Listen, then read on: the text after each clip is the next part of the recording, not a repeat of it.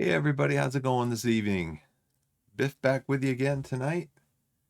Doing some gonna do some more uh let me check my audio here. We're gonna do some more Fields of Fire Deluxe Edition. Okay, that's coming through. I don't need this on, although I probably should put my this back to headphones and then test it from there.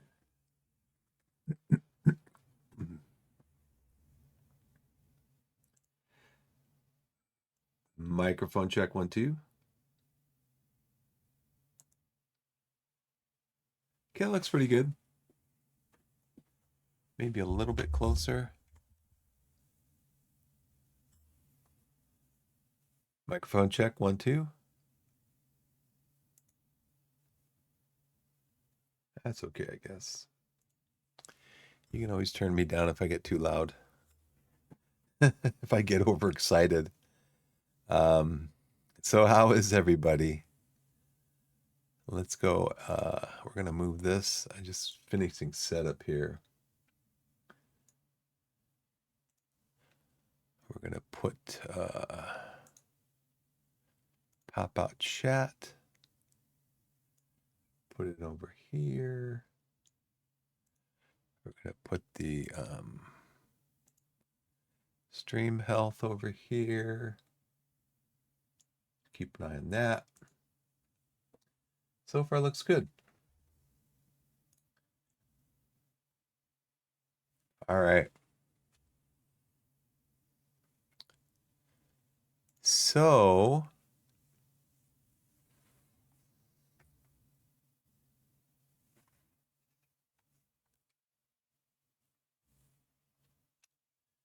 we have actually I want to check the Adobe Reader screen.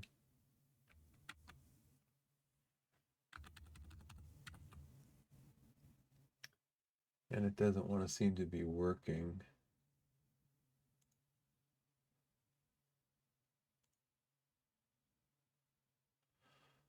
See, it tells me, there we go. Yeah, I'm gonna reduce this down to 1.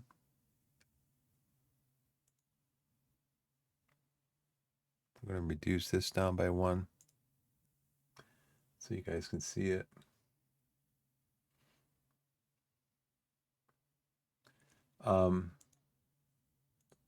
I just had to get into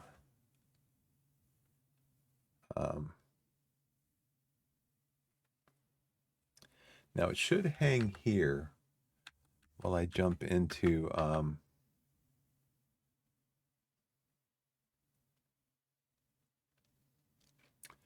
what do I have? I've got that open, I've got that open, I've got that open, I've got that open, that open, that, those, and that. Okay. So now I should be able to come over here and you guys should be able to see the board.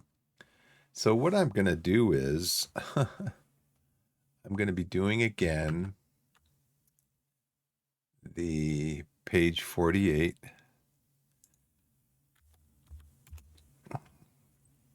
We're trying this scenario again because I think I messed some of it up yesterday. I tried playing a little bit of it today, and I think I messed some of it up then too. I don't need these on. I also don't need to drop them unceremoniously. So,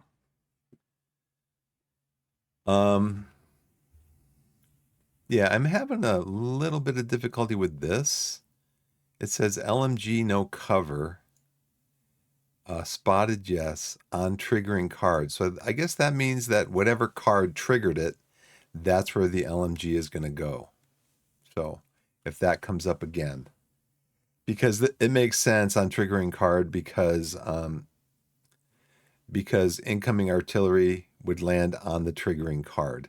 Now I did read that on this, there has to be a unit that the LMG can attack on that card. So I'm not sure how a circumstance like that would arise without a unit showing up on the card. Ignore the radios here because we're just doing the second run of the combat assault course, which is the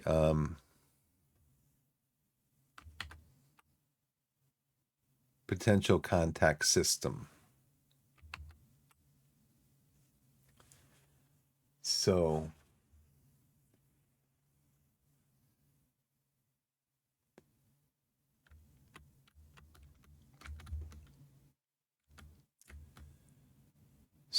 we are going to we're going to follow our you know what, I need to do this and save it. Unlock this because I want to bring this up here.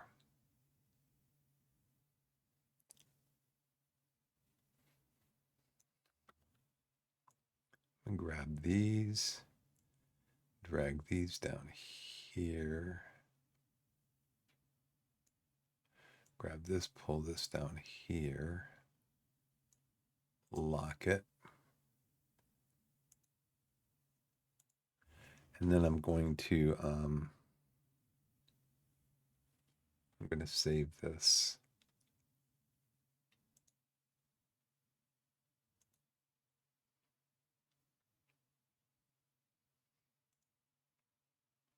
This is potential contact system run 2.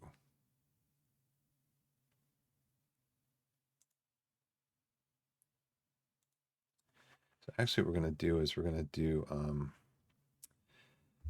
company assault course run 2 potential combat system game setup.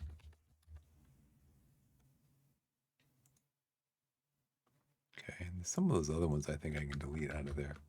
Yeah, I just want this here so I can have it like right next to my board here so I can kind of see what's going on. Okay, we don't do this on turn 1. We don't do this one. We're not in a defensive mission. So we skip this. We skip right down to the friendly command phase. The battalion HQ will go ahead and activate the company HQ. We're going to pull 4 orders. We are no contact. We're line, and so they get 4 orders because when you're not in contact, you get an additional order. So they get 4 orders. I was actually thinking about this. I don't know if it says anywhere in the rules, but we have 10 turns to complete this mission. I was thinking, what could you do? Could you actually like sandbag your first turn? Meaning the company HQ would activate the first and second platoon and then have 2 orders left over that it saved. Then they would be activated. They would draw for orders, but they wouldn't move. Because as soon as we move, we're going to, and this is something else I can do. I like these down here, kind of out of the way. So when you move your units in and they start getting pinned and taking casualties and stuff, you'll have lots of room to put all the markers down on here. I was thinking you could just sandbag your first, maybe even your first, depending on how you drew your orders. You just sandbag like the first couple of turns.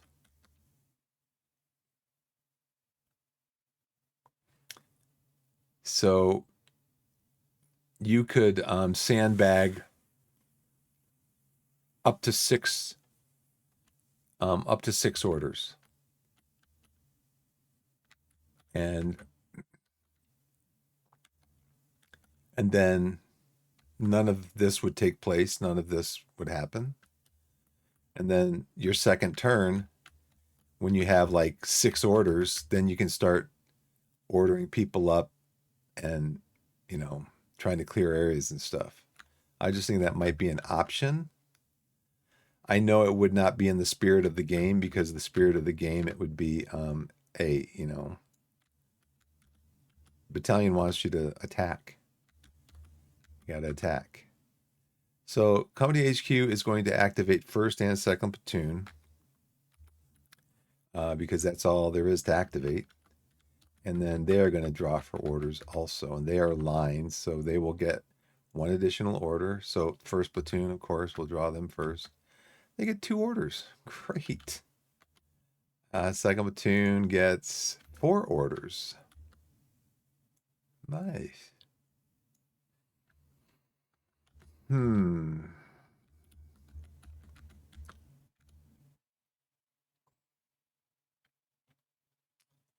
So we're gonna do kind of like what we did last time. We're gonna do we're gonna pull an LAT team.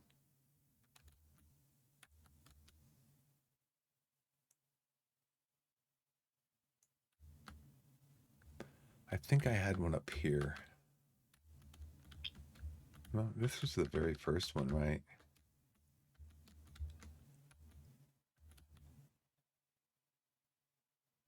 Did I not have them up here at all?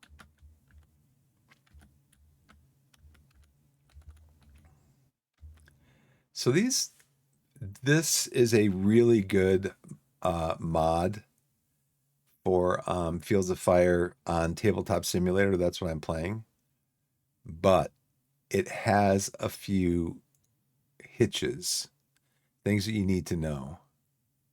Now, see, this doesn't tell you that this is actually an infinite.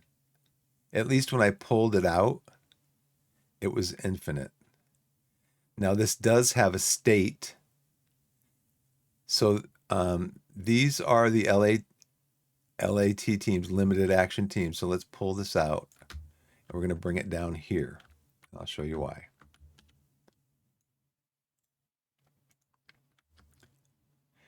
You see the infinity symbol above this? So this basically is a bag. It's a bag that you pull counters out of, like this.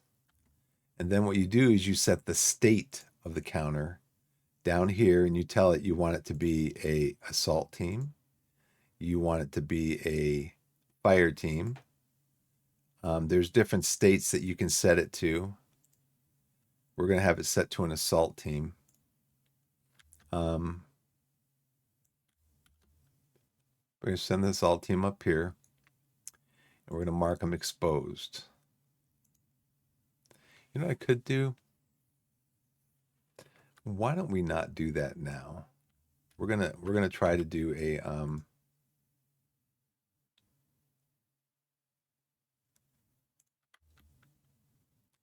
these menus are really long, and so I wish they would I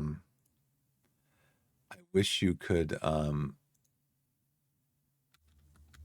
as a designer, maybe you can,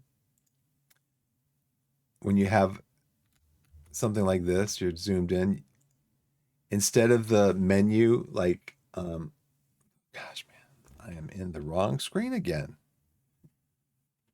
Anyways, let me go back to what I was saying. You know what? I think I'll just start over. Let's go back to let's just start it over again, because there's a couple of things I want to do anyways. We're going to load CASA run 2 PCS game setup. Okay, we're going to load this one because there's a couple other things I want to do.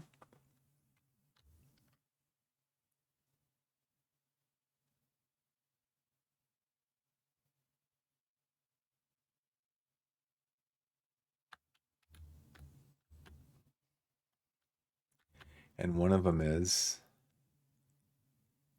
pull this LAT thing off of here and get it down here because we're going to need that.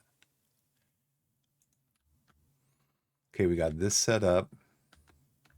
What else did I want to do? What else did I want to do? So I just pulled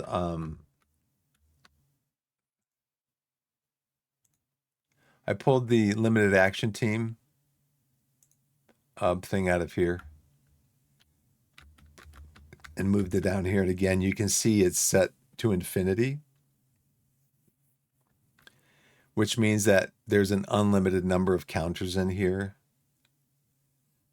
And you can pull a counter out and you can right click and then set the state of the counter, because it can be in one of many states. It can be a paralyzed limited action team. These are all called limited action teams.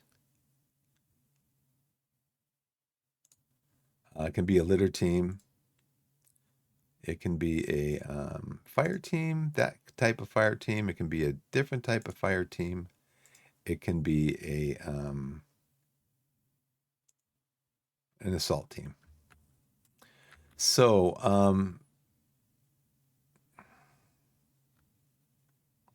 that's what we're going to have it, because we're going to do this over here. So battalion activates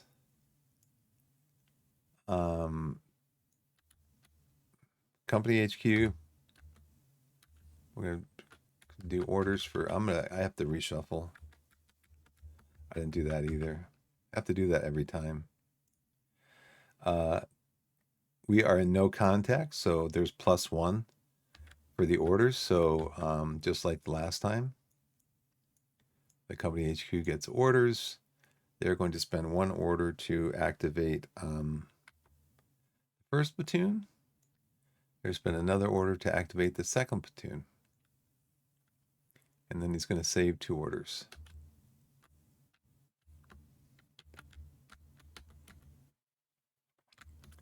So we're going to activate. First, we're going to have first platoon. Pull a card to find out how many orders they have. They have 2 + 1 is 3 orders. Now, see, that's something I also wanted to know. Do you have to, like, in some games, you have to, you activate a unit, you have to use all of that unit's orders or actions or whatever before you can go to the next unit.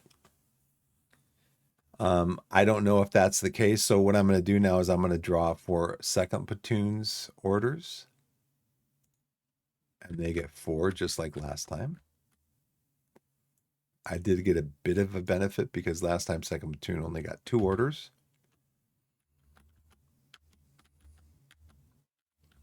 But what I want to do this time is, instead of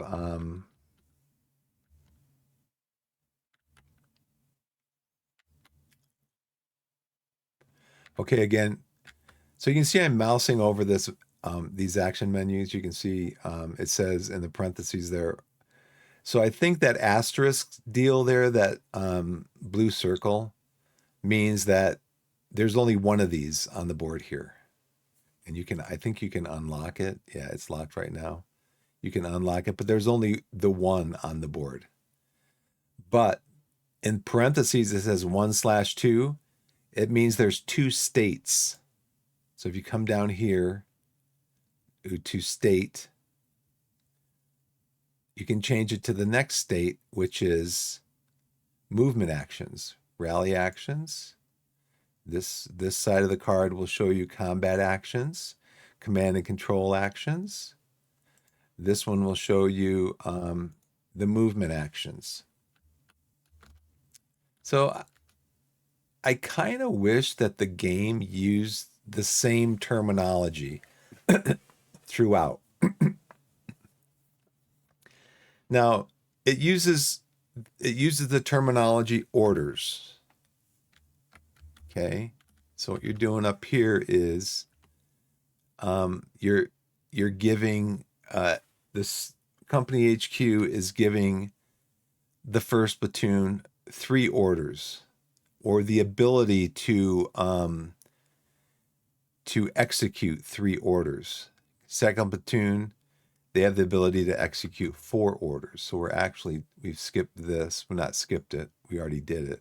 Now we're down here in the platoon activation section. But they also use the word command, kind of the same as they would use the word order. So the company HQ has given, and it says here commands available. Now, the CEO actually gives the first platoon order to activate, second platoon order to activate. Then they have commands, but then the commands are they give their squads and platoons orders to activate and do something. So they kind of use the terms interchangeably, and it can be a little bit confusing, not majorly confusing. There's some games that they'll use like 5 different words to mean the same thing. Now,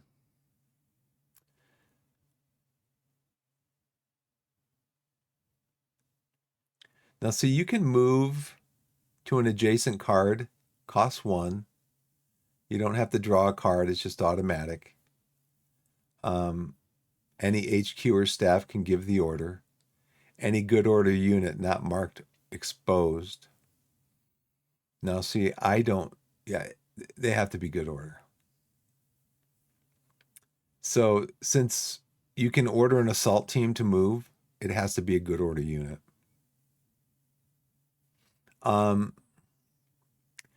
You can also attempt to infiltrate an adjacent card, because if you move into an adjacent card, you become exposed.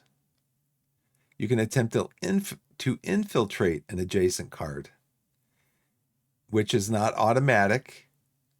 You draw 2 cards, and if you have the infiltrate symbol on one of the cards, then you successfully infiltrate that area.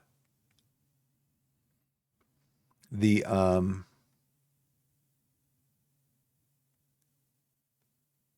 this has plus or minus, so I wonder if that does have I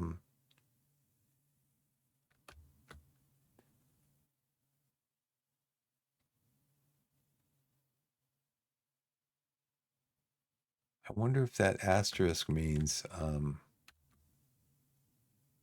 maybe that's just the that plus minus there means that there are possibly modifiers to that. Either the origin card or the intended, oh, that's right, they have to be under a VOF marker. So we can't infiltrate because you have to be under a VOF marker. So we are going to pull an LAT team. So let's put this one back, see if it'll let me put it back. Did I think maybe. So we're gonna grab this and we're gonna move them up here. Oh, that's what I wanted to do. I wanted to move these before I save the game again. Next time I reload it, I got to remember, because I'll probably be reloading it because I'll probably be doing this over again. They recommend in the manual, the training manual, they say like, they show you like the first 2 turns and how to do the potential contacts and stuff. But then they tell you, hey, work it out. You know, try to figure out what's going on. So every time a unit moves, it's exposed. What I need to find out is if when enemy contacts come on, are they exposed? Oh, who? Hey, Shroom. Hey. Hi, guys. How's it going? Hooligan. Persephone. What is going on? Thanks for coming in the channel. Sorry, I'm just, tunnel vision. Tunnel is right here. Yeah, I've done some stuff on Tabletop Simulator Hooligan. Um,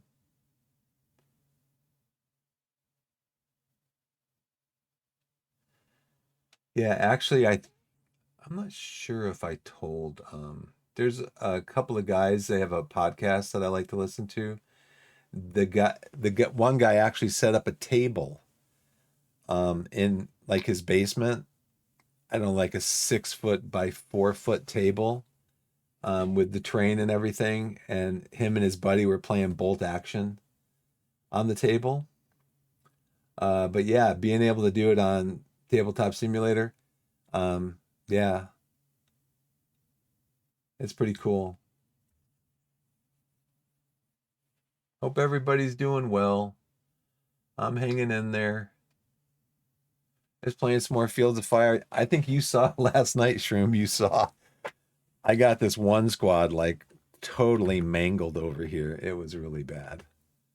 Um, so I decided to start over. And like I said, the manual says you're gonna have to play through this stuff. This game can be brutal. It can be very brutal. Um, but yeah, I had a squad in this woods, just got totally mangled. It was sad. Okay, so we created the team, the assault team. We moved it up here. Oh, wrong one. It's two orders. Now, see, I'm wondering, I don't know.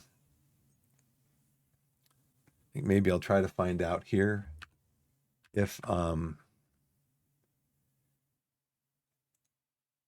two things I want to know. Two things I want to know. Um,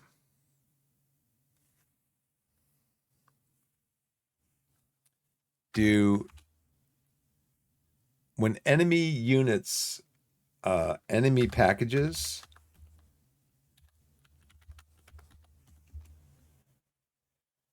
when enemy packages come on the board, are they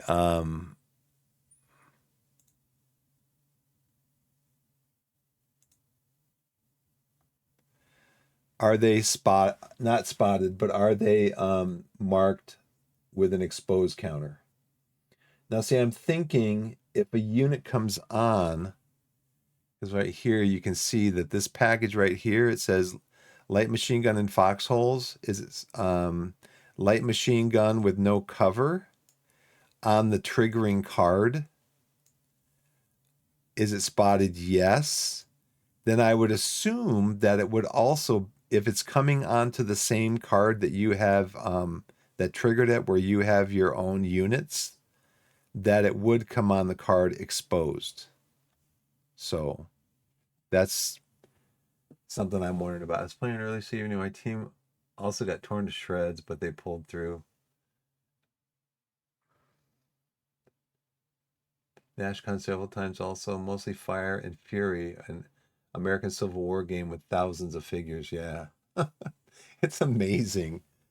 I I don't know. It's just something so cool about seeing like, a 20 by 30 or 30 by 40 or even larger area with all the terrain, the buildings, the trees, rocks, everything. And then, the soldier stands, a stand like that, metal stand with like, three soldiers per stand or four soldiers per stand. And each soldier icon on the stand counts as um, like 50 soldiers or something. Um, yeah, I just think it's cool.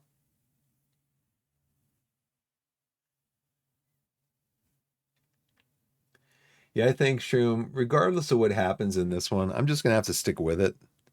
You know, I'm just gonna have to stick with it. But I do want to know, um,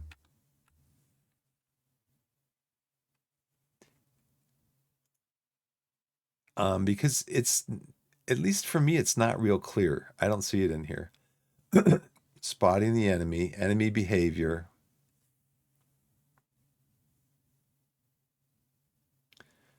Let's see. Let me look up exposed. That's what I should be looking up.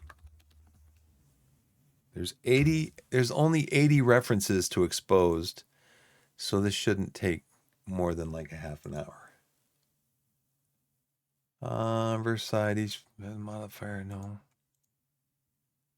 Main staging area, but are not marked exposed. Retreat. Any unpinned, not exposed. Paralyzed teams, no. Nope.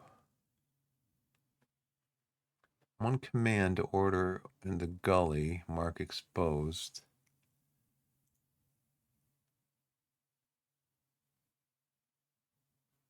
Okay.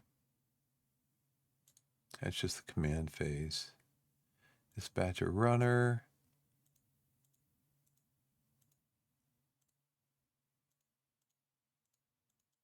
You're just saying basically mark everything exposed. Oop, what was that one?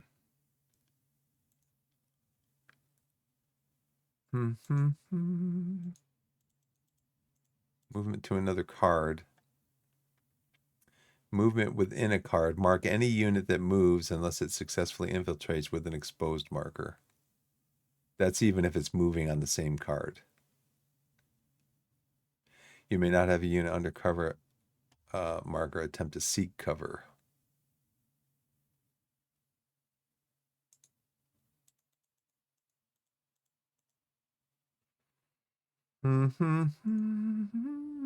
Exposed units. Moving in a combat environment entails a degree of risk that is represented by exposed markers. All movement which is not a successful infiltration or between adjacent bunkers, pillboxes, trenches, or attached buildings will gain the movement unit an exposed marker. Right. That's what I was thinking too, but Shroom, but I saw somebody doing it in a video, so unit mark exposed cannot move to another card, but may move within the card, including seeking cover. A unit remains exposed until the marker is removed in the cleanup phase. Do not mark units exposed when moving between cards within the staging area. It's possible to move units between multiple cards, staging area, to command phase as long as commands are available to do so. But not more than one move in the same impulse. Okay. Infiltration. A tripod may attempt. Areas with an urban terrain cards cannot be traversed. Stacking. Having more than one unit.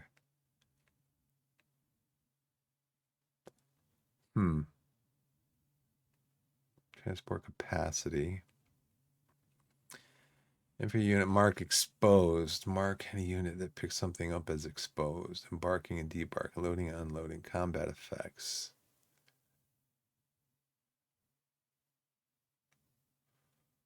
Evacuating casualties. No, it's just... I was up to like what, number 20 or something, wasn't I?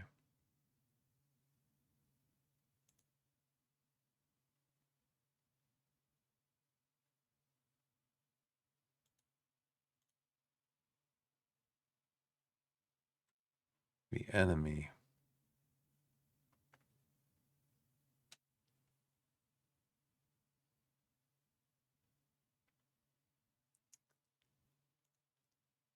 I mean, I haven't been marking them exposed. Okay. Enemy units that move are subject to the same restrictions as friendly units that move. Thus, mark any enemy unit that moves, including one that falls back or seeks cover, with an exposed marker. Do not require a friendly occupied card when moving to an adjacent card. Grazing fire. Okay, so if an enemy is revealed, but then as part of their action phase, they fall back, they seek cover, they get marked with an exposed marker. Enemy behavior. Okay, when an enemy unit needs to choose among targets. The reason I'm looking this up, Shroom, is because I'm like, I need all the help I can get. I mean, I'm getting shredded. And again, with me and random number RNG games, random number generated games, sometimes we don't get along. I just, you know, tend to have bad pulls and everything. pull bad cards, throw bad dice. That's probably one of the reasons I don't gamble. I am not a gambler. I do not gamble. I think long time ago, with a really good friend of mine, went up to we did some gambling and legal gambling, and we each got like a roll of quarters for the slot machines. And I don't know if she won. I can't remember, so long ago. But I remember, I just put my quarters in, pulled the thing, wait for the things to spin up. I might have won a couple of times. You put in a quarter, maybe you win 3 quarters or 4 quarters or something. But eventually, after an hour or so, all my quarters were gone. I'm like, okay, I'm done. I just spent $10 worth of quarters or whatever it was. It was a roll of quarters. I think those are $10. Yeah, because it's like 40 quarters for to $1. So my quarters are gone. I'm like, okay, I'm done. I mean, I had no further urge to spend any more of my money on games of chance. That was it. I think my friend might have bought maybe another roll or two to play around with, but I was like, that's it. I'm done. Had no urge, no desire, whatever. I do remember one time. I mean, I used to go out, to a local watering hole or whatever, and I'd, have a couple of beers and shoot some pool and stuff. And I'd play a game of pool for a beer. Some person I'm playing say, "What do you want to play for a beer?" I'm like, "Yeah, sure." That was it. That's as far as it went. You want to play for $10? No, don't. Want to play for, $25? No. I did play a guy one time though. I had a pair of sunglasses. It's fun for the experience, but not something I want to do like on a regular basis. Yeah. I mean, yeah. I had a pair of sunglasses a long time ago. I had a pair of sunglasses and they had the ABC. I don't know if you guys are familiar with the networks here in the US. ABC is the American Broadcasting Company, and they had a specific logo, and that was on the side of the sunglasses. And this guy, we were at a party. This guy saw my sunglasses. He goes, "I'll shoot you a game of pool for your sunglasses." I said, "Well, okay, well, what are you going to wager?" He said, "I'll wager $5." I think I got him for $5 at a store, a grocery store locally. I don't know if they were like Polaroid or polarized or whatever. So so I said, yeah, sure. So we played the game of pool and I got $5 richer.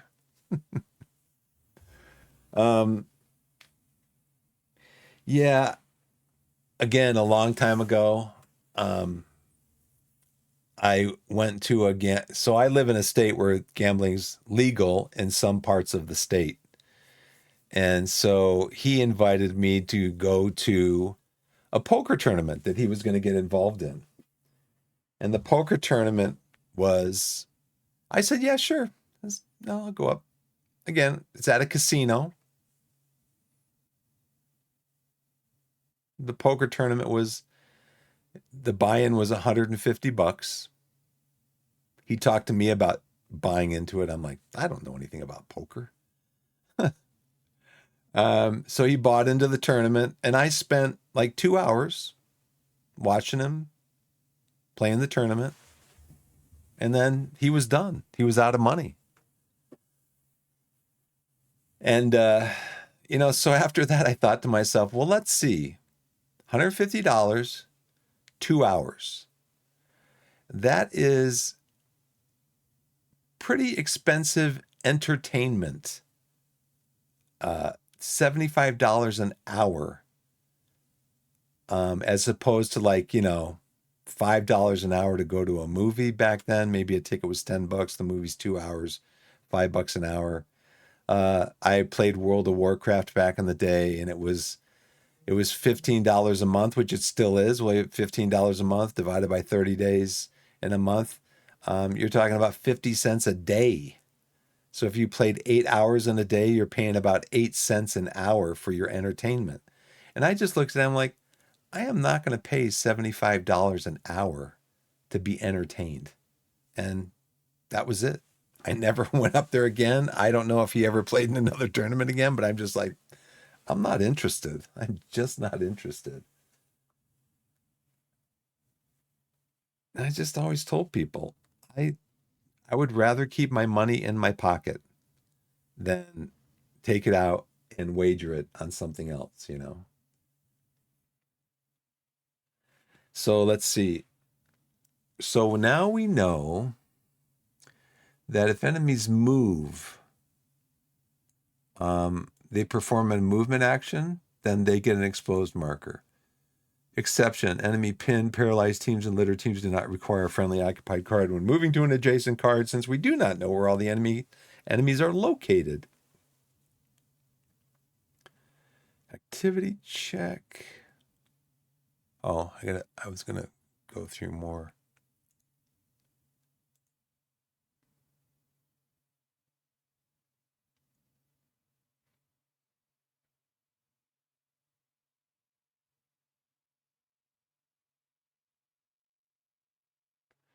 Saw the rules below. Target.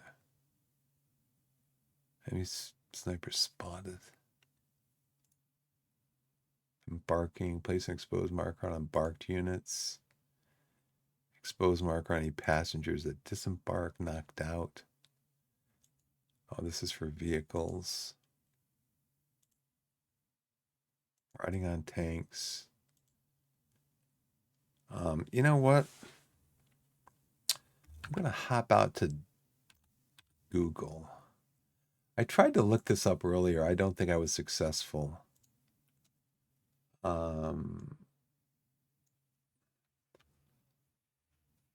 Are enemy packages put under a exposed? No, are enemy packages exposed when they come on the map?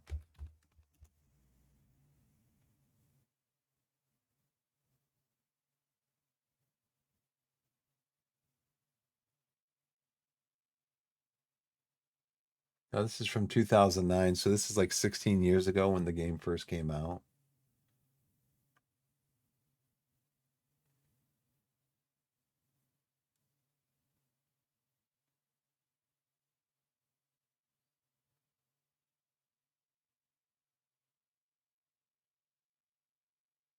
Okay, wait. Let's see. This might be something. Oh, Microsoft Word. I don't know Microsoft Word document. This is the Fields of Fire start guide from a while ago. I'm going to download this. I might already have it actually. Quick start guide.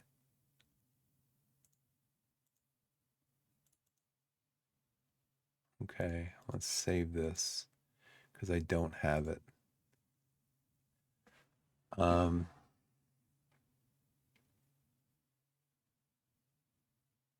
Enemy activity phase 17. No. It's going to be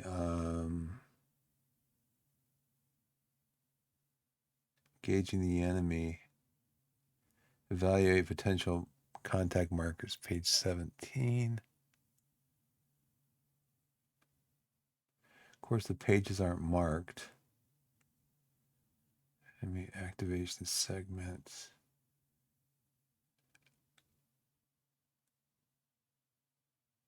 Okay, this is adventure. Some visible spotted, uncaused immediate troop engagements, hidden unspotted. Some. If a friendly unit is on the same card as a potential contact marker, the PC marker must be resolved. Then resolve them in alphabetical order. So like A, then B, then C. Therefore, potential A, contact A markers are resolved first. Any letters the same, resolve them random order. Oh, okay. So they are, you don't resolve them like left to right or whatever. Yeah, okay. Any combat in James Courage, you do not wait until it's human. Flip it over to reveal severity rating. Look up the resulting enemy contact. Different cards. Unless, in general, multiple enemies must be placed on different cards. Yeah, that's something I definitely saw today. That you don't put enemies on the same card with another enemy.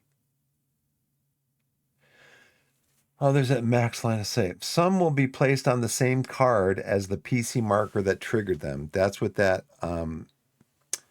what I saw over here. Oh, that's what I saw over here. This one says on triggering card. So yeah, that would be. So I guess there'd be a machine gun with no cover. I have to figure out how to get that resolved too.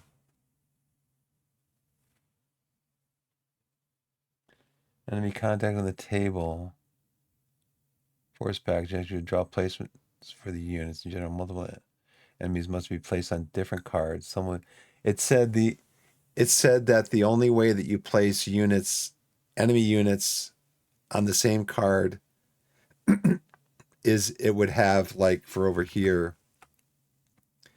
it would have like light machine gun in foxholes plus squad and trench, something like that.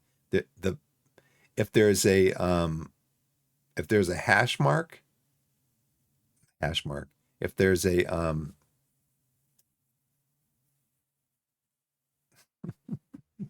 if there's this mark, if there's a slash mark, then they're not placed in the same hex. Yeah, I don't know if you would have to draw for how they're placed, but if there's a plus sign, it'd be 2 units in the same area. I keep saying hex, but in the same area, whatever area it winds up being in.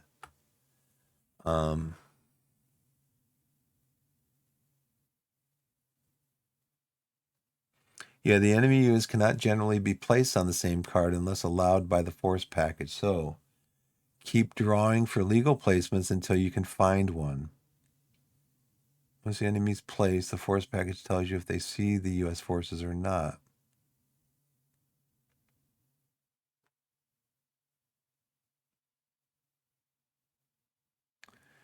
As the enemy has spotted you and engaged. Lastly, look at the unit spotted column, see if friendly forces see the enemy. All enemies always spot friendly forces, although they may not open fire in the first turn. If they cannot see the enemy, put a PC marker face up. Keep in mind that unspotted units can fire on friendly forces without fear of being fired back on because friendly forces can't target unspotted enemies. Yeah, see, it doesn't say.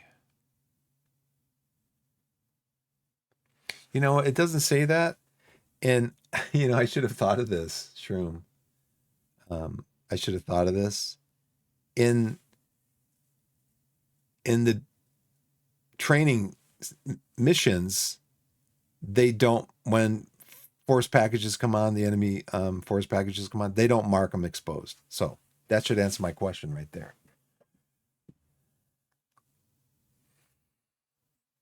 Now, it may be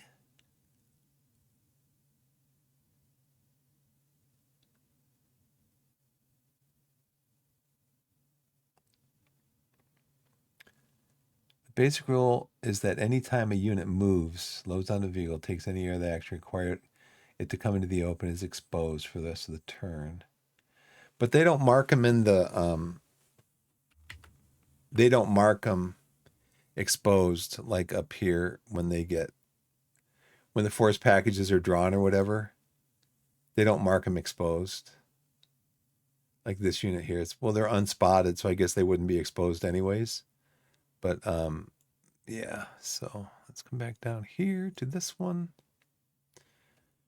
All right, so I think that answers a couple of my questions. I think. So they're exposed. I have 2 orders left. I think I might save them. What else do I want to do? I mean, these guys kind of just become they're kind of like sacrificial lambs, you know. Okay, we are going to do the same thing with first platoon. We're gonna take first squad, first platoon. We're gonna pull an LAT team. See, when I first did that, when I first right clicked, when I first started playing this, and I said pull light limited action team counter, and it pulled this over here, I'm like, no, I don't need that one. But again, I'll let you guys know. I think I explained this before you guys came in. So that asterisk looking thing on top, blue, I think that means that's a single counter, as opposed to this one over here, which is you see the infinity symbol above there, that sideways 8, that says that there's unlimited counters in there. Then you'll see in parentheses 1/5. That means that it has a state, and that you can change the state to various things like paralyzed, litter team, fire team, fire team. You can see here that'd be a green litter team, that'd be a green paralyzed team. So yeah, I think the guy who wrote this, so okay, that was my first order. My second order is I'm going to send them up onto the card. The guy who wrote this, we're going to go with exposed. Okay. The guy who wrote this mod, he said he's going to try to do like a pretty in-depth just tutorial with just kind of stuff like that. It's like, you know, how do you do this? What does this do? What does this do? Okay, so now I think we're going to save this last command here. So this is the company HQ. The company HQ was activated, so we don't do this one. Both platoons were activated, so we don't do this one. There's no company staff, so there's no executive officer or first sergeant or gunnery sergeant, so we don't do that one. And we do the general initiative impulse, draw an action card and expend on any number of units, any number of commands equal to the unmodified initiative commands. So we're going to pull a card, and we're looking for. So when we're in the regular command phase, we're looking at the number inside the helmet. When we're looking at when we're in the general initiative phase, which is what this is, we're looking at the number in the white square here. So we're going to draw a card, see what that number is. It's a 2. So what I can do, so generally speaking, the first platoon headquarters had 3 commands. So the first command is they ordered the first squad of first platoon, break off 4 men and send them into the marsh. You need a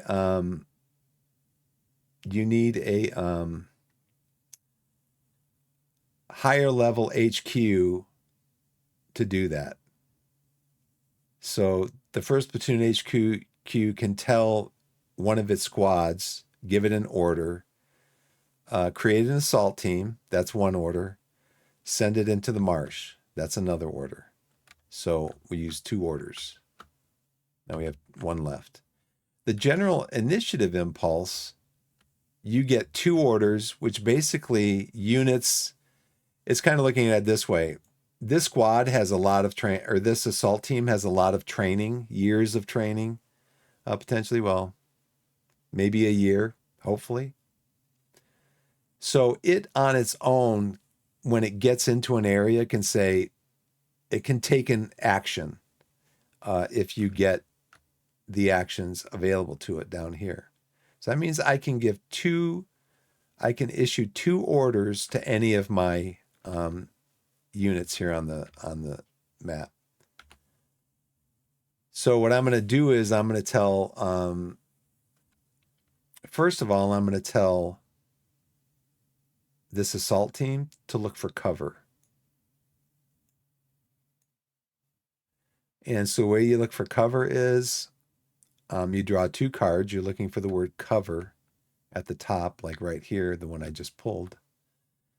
On the marsh, there is one area of cover that will give you +1 cover over and above the +1 cover that the marsh normally has.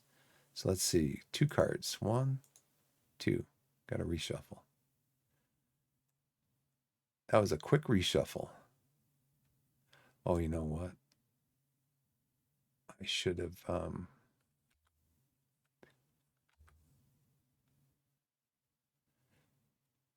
I don't think I did this right. Yeah, I gotta,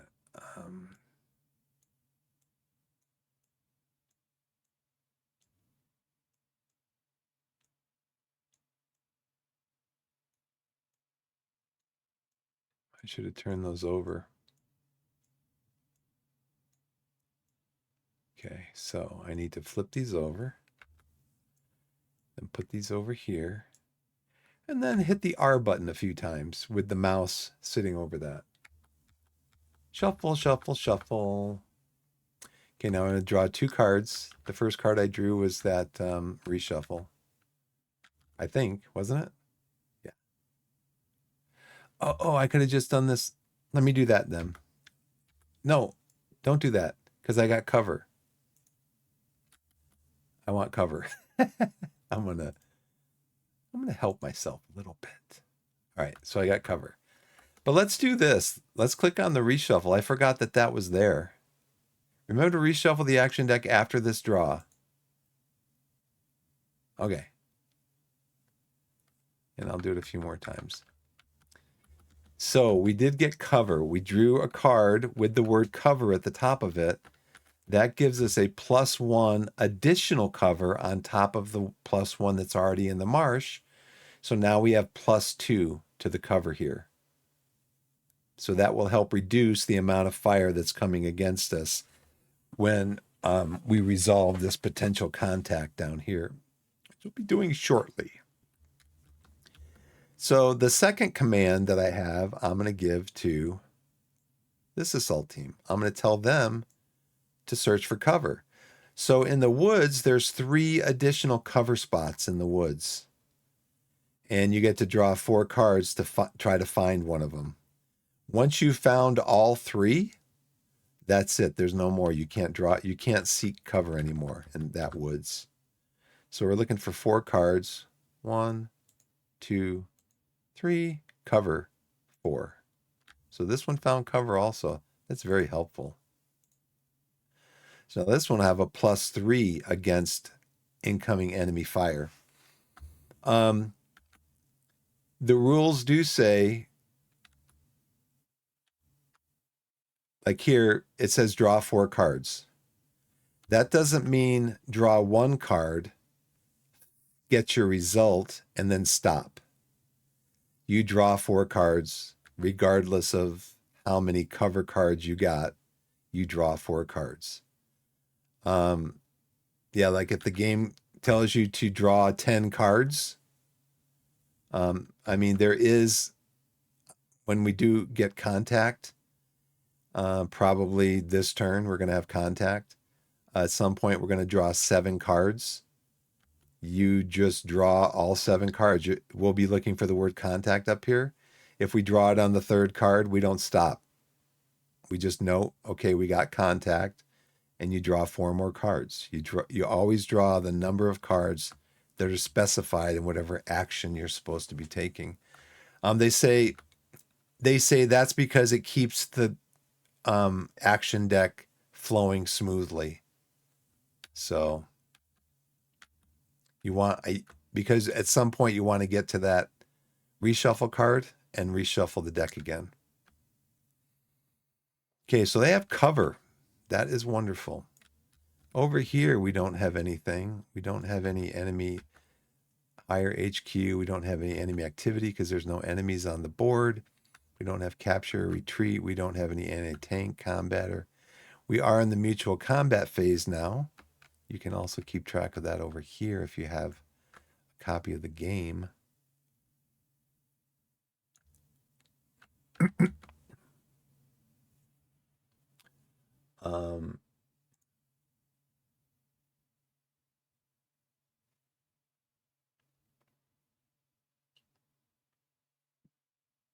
So we don't have any fire missions going on. We're going to do potential contact evaluation. So we're going to do this randomly. We have 2 cards here, and we want to find out which one we need to activate or which one we need to resolve the potential contact. So what the potential contact will do is it will put on the map an enemy contact. So right now we're under no contact. This will most likely put down an enemy. Well, it will for sure put down an enemy contact because right now we're under no contact. We're going to be resolving a potential contact A marker.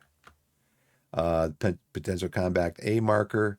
When you're under no contact, you don't have to draw any cards. You automatically go into the enemy force package resolution to find out where the enemy is. But right now we have 2 places that we need to look at. So we're going to flip over. No. Oh, draw. Okay. We're looking under the number 2 right here for a random number generator. And it's the number 2. So we're going to be looking at this area first to find out what this assault team has found. And the way we do that is we go to, right here, we go to our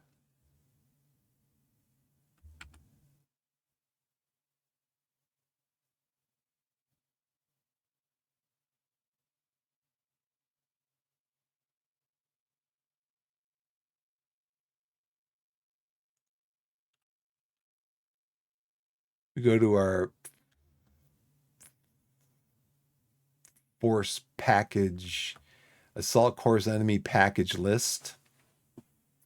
And the first thing we're going to do is we're looking for to resolve a potential contact A marker.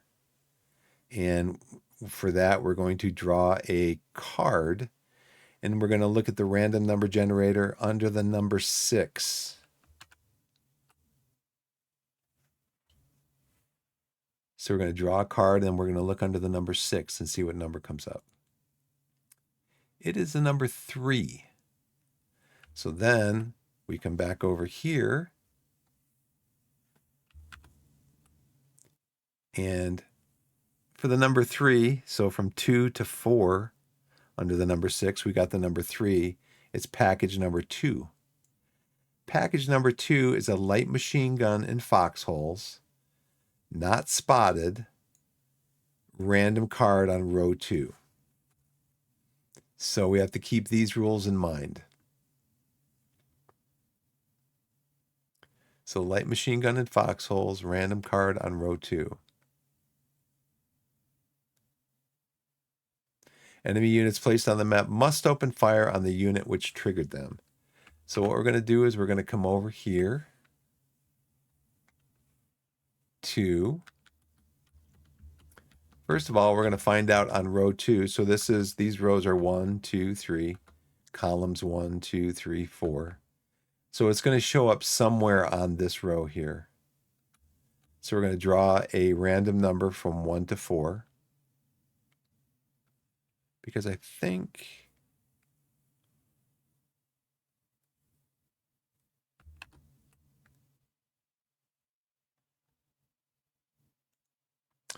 Yeah, so sometimes they'll actually tell you.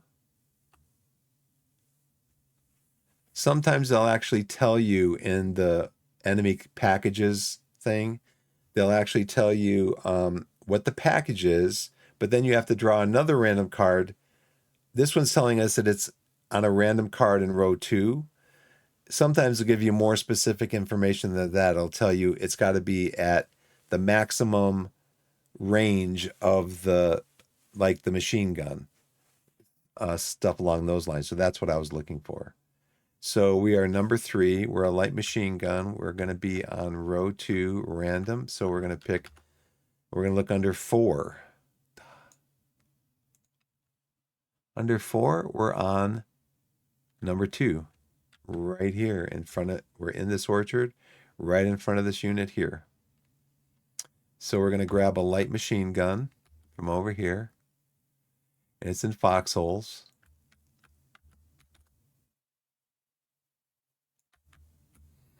It's in a foxhole.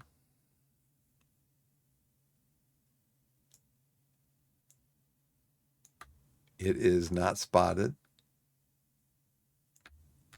So, and then we put down what are called volume of fire and primary direction of fire counters.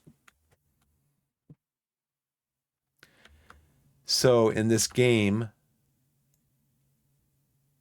as soon as an enemy sees you, they start firing at you. As soon as you see an enemy, you start firing at them. As last few days, a few days ago, I played a game called Upfront. It's called the Squad Leader card game. Right here.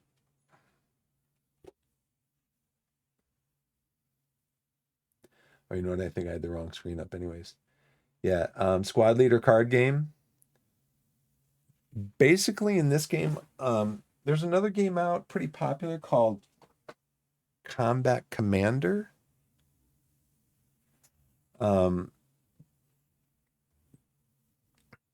So what we did is we put row 2, we draw the number 2, we put the light machine gun in here in a foxhole unspotted. So package number 2, light machine gun in foxhole, spotted, no, random card on row 2, and that was the that was this card right here.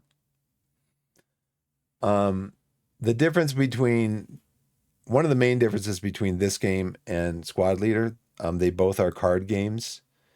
And Squad Leader plays a system where you get terrain cards as well and action cards. Is that in Squad Leader, you have to have movement cards in order to move into a terrain. And you have to have combat cards in order to, you have to have, they're called fire cards. You have to have fire cards in order to shoot at the enemy. If you don't have movement cards, you can't move. If you don't have combat or fire cards, you can't fire at the enemy. So that's where this game is different. You have orders to move. Okay, soldier, move out. They move out. When an enemy sees you, they start shooting at you. You don't have to play a card. You don't have to give one of your soldiers an order to fire at the enemy. They just start doing it. If they can see them, they will do it. Now, the thing is over here, so we're going to grab a PDF marker, put it down here. We're going to rotate it. Doesn't matter which way. So the primary direction of fire for this machine gun right now is at the marsh. In fact, it says over here, enemy units placed on the map must open fire on the unit which triggered them. So This light machine gun could not open fire on this unit over here because this is the card that triggered them. We're going to remove the potential contact. That's done. Return to bag. Let's return it to the bag. And then we're going to do a volume of fire. You can see here, this is an automatic weapon. That's what the A stands for. And it has a long range. So we're going to grab what's called a volume of fire. Volume of fire. And this is also, you can see it's infinite. You see the infinity symbol up there. And it also has a state. So the state we want is automatic weapons. So we're going to put that up here on the marsh. So right now we've got this machine gun firing automatic weapons into the marsh. So now the problem for the Americans is the Americans can't see the machine gun. They're not spotted. So they have to be spotted before they can be shot at. So this guy's basically shooting at us unopposed. Once we spot him, we will have vision on him. We can flip the counter over. And you see there'll be primary direction of fire for the Germans would be this way. For the Americans would be this way. But we can't do that yet because we can't see him. We certainly see the bullets flying, but we cannot see where the bullets are coming from. So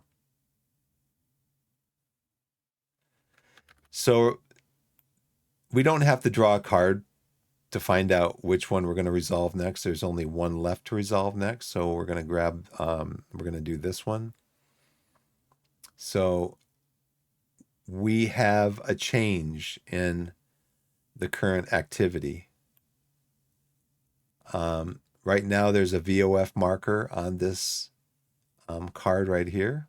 If you come down here, the activity level, no contact, no VOF marker or PDF markers on the map, and no enemy units spotted. That's no contact. That's where we were at.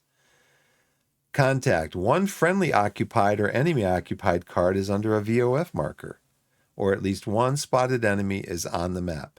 So we're going to change this to the state of contact. So now we're going to resolve the PC marker A, not automatically, but we're going to be drawing cards. We're going to be drawing 7 cards, and we're going to be looking for the word contact up here. Now, if it comes up contact on the first card, we draw 6 more cards. You draw the number of cards. Regardless of when it's resolved, you draw the number of cards that you're instructed to draw. So we're going to draw 1, 2, 3, contact, 4, 5, 6, 7. Okay. So we got contact. So there's contact somewhere up here, probably. This is not the contact. There's going to be another unit coming out here. So we're going to come over here. We're going to look at, we got to draw a card, random number under the 6 column. 6 is a 2. Isn't that? We're going to get another light machine gun. Oh, yay.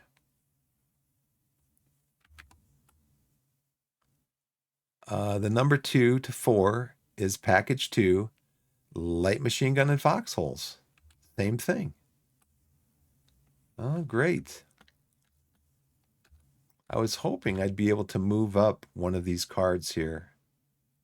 Hopefully it's over here. Light machine gun in foxholes, unspotted. I'm going to set this up here. Set this up here like this. Grab an unspotted marker. Like this. Did I lock that? Yeah, I did. Okay. So now we have to find out. We have to find out where it is randomly. We can't put it in row 2. So we're going to draw and look for, we're going to have 3 options. But it can't be in row 1. It has to be, because it says the placement has to be, they have to be able to fire on the unit that triggered them. Enemy units placed on the map must open fire on the unit which triggered them.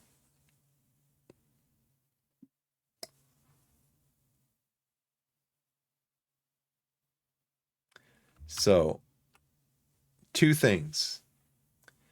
It can't go into the orchard because it can't go into a card with another enemy unit. It can't go here because there's no line of sight between these cards. So that means it's got to go here or it's got to go here. So we're going to do 1 or 2.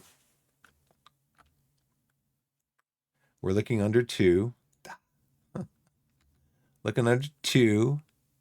And under 2, it's number 2. So it's in this gully.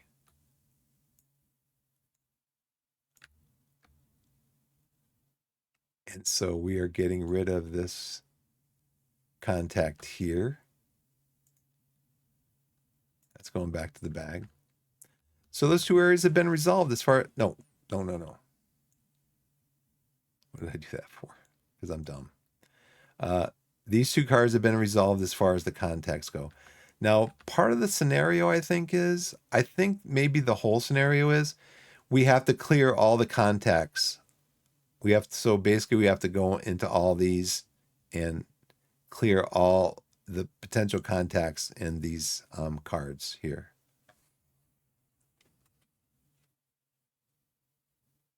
So now we're going to have VOF markers under...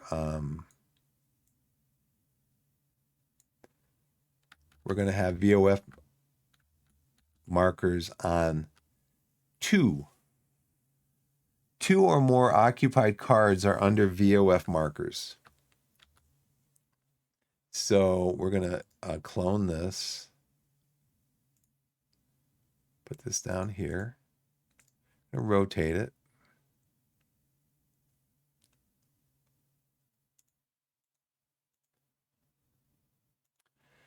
So they're firing on... This machine gun is firing on the card that triggered it. Is what they want. We're going to clone this.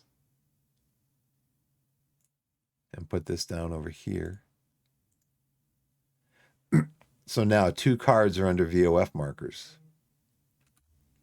So we have to change the current activity to engaged.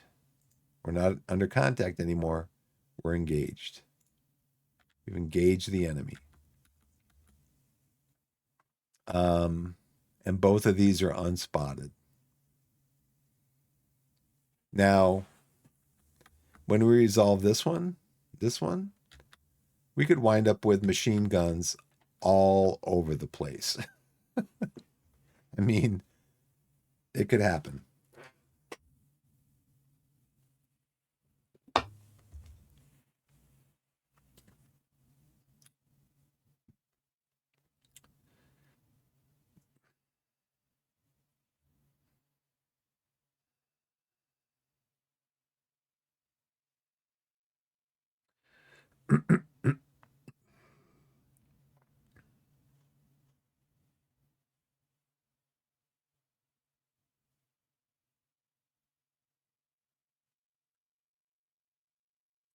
Just got a message, a friend of mine.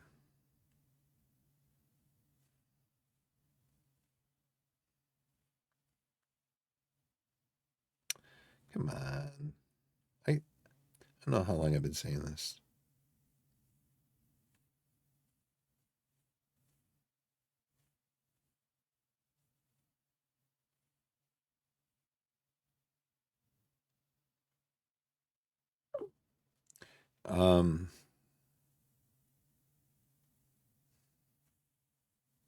Nice. Nice.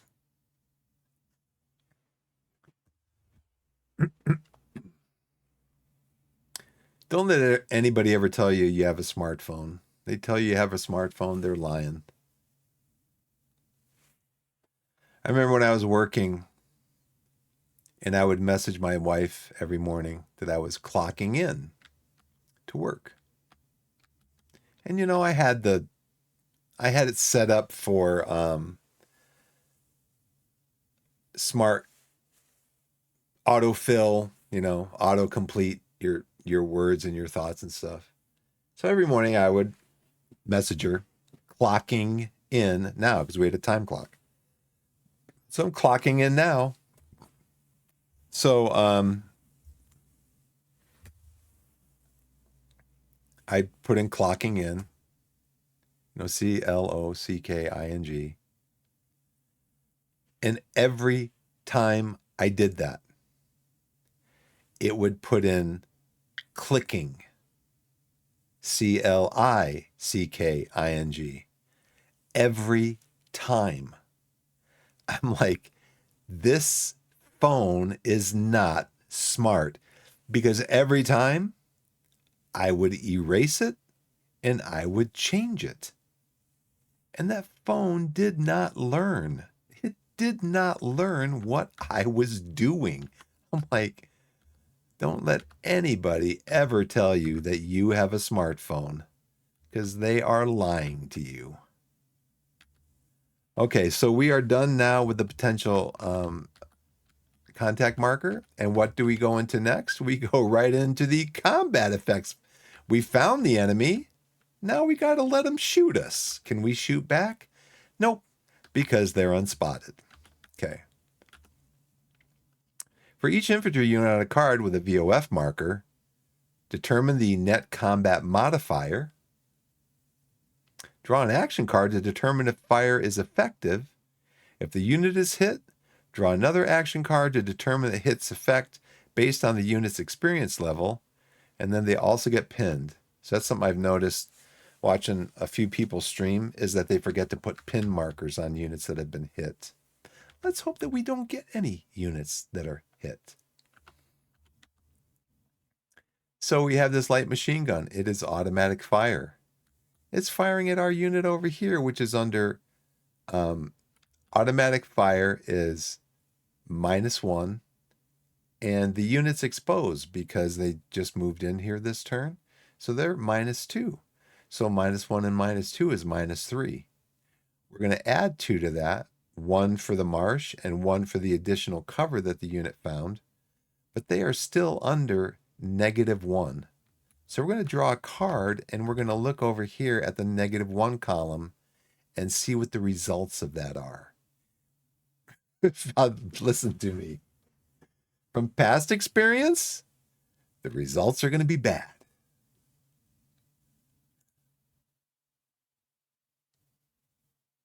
Results are not going to be good.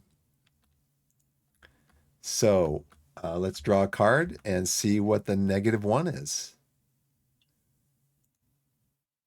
-1's a pin. Woo! Nice. I want to put this over here. You're not a fire team, dude. You are you're an assault team. I'm pretty sure I had that set as assault. I could be wrong. But we are going to mark this with a pin counter. I'm just going to do all these at once. I don't know if there's a way to can I group these? I don't think I can, because they're not the same. They're not the same kind of unit or whatever.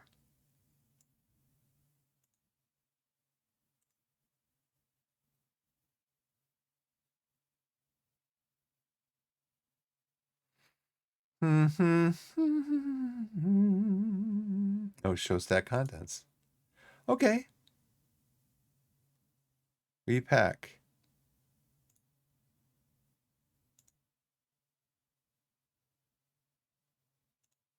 There we go. Now see, that's what I want. I was trying to figure out how to do this. I couldn't find that thing on here. Show stack contents. Okay. So that is a nice feature. You can stack all of these together. And then you have to grab them all, though. You have to grab them all. Make sure you give yourself enough room across here. And then you go show stack contents. And it shows the contents.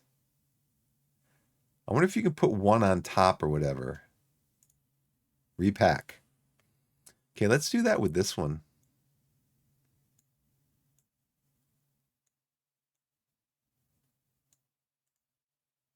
Show stack contents. Repack. Okay. So now, this one we're in a little bit better shape.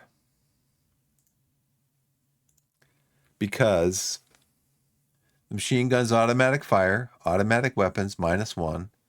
-2 for being exposed, that's -3. But we have +1 for the cover that we found. We have +2 for the woods. So we're at a -3 +3. That is a 0. So hopefully we'll get a good result. A 0 should be a better result than a -1, which we had on the other card. But it could say hit like all the way up to +4. It's just random. So let's draw a card. What does 0 say? Maybe it's a miss. It could be a miss. It is a hit. Game. Okay. Here's the bad thing. This unit is a line unit. And so now we draw another card to see what the hit effect is. The hit effect is that this assault team turns into a litter. Can I change this from here? I can. It changes into a litter team. I think it can be repurposed. I think it can become an assault team again. I'll have to look in the rules about that. But at least it's not dead, right? And it's still going to be under the cover. And at the end of the turn, this exposed marker comes off of it. So next turn, it would be a -1 +3. It'd be a +2. So, but our guy survived. It gets pinned also. So let's do that. Show stack contents. I'm going to put this pinned marker on this one. And then we're going to repack. Oh, that is so sweet, isn't it? Did you see this? You see this, Shroom? You see this? What I can do with this? I can do individual stuff in the stack window here. And then I can repack it. It's very neat. I think the reason I bought this was, I think I bought Tabletop Simulator on sale a couple Christmases ago. It was like $10 on Steam. And the reason I bought it is because a friend of mine had bought Gloomhaven, Jaws of the Lion. And we had talked about maybe playing a scenario together. So I said, well, they do have a module for Gloomhaven, Jaws of the Lion on Tabletop Simulator. So I said, buy a copy of it. I'll get a copy and, maybe we can play together. We never did, but I think he did buy Tabletop Simulator, but we never got around to playing together. Yeah, this is really cool. This is a cool feature. I like that. Glad I found it. Anyways, so that is combat resolved, and it turned out better than I had hoped. Okay, update ammo levels of units exerting basic VOF. We're not tracking ammo in this one. We're going to do cleanup phase. And so it's got a handy cleanup button right here. It'll ask you if you want to do it. So what it's going to do is it's going to remove the exposed markers. And they're gone. And it also moves the turn marker over 1.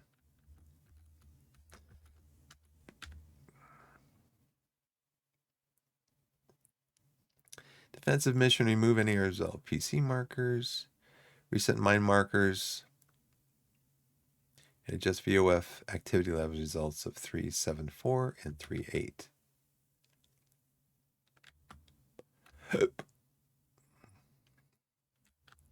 think that's it.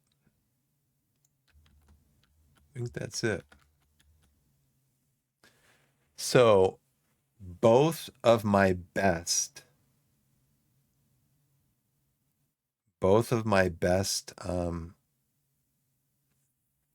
areas of advance are under automatic weapons fire. And to get now, this unit will not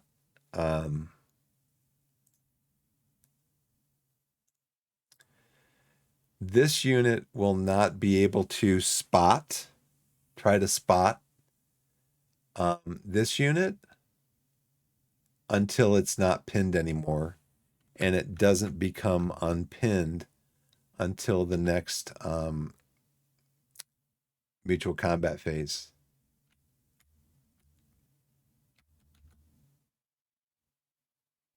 Oh no, it will stay pinned because it's under a VOF marker. So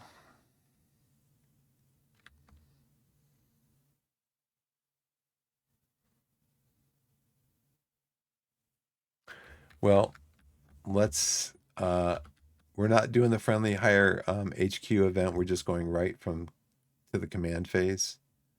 So the battalion's gonna activate the. I guess I should have flipped these. I did, didn't I? Yeah. Okay, so we're gonna activate the company HQ. We're gonna pull for orders. We are under engaged, so we don't get the +1 order. We get 6 orders. So that would be 8. Move this up to 8, which doesn't do me really a lot of good, since I only have these 2 to activate. But I can send, I could send this light machine gun team up here to try to get some fire down over here. There is cover there, so we could also go into the cover. I could move the litter team out of the cover. I can look at that and see if I can reconstitute that litter team if I get in there.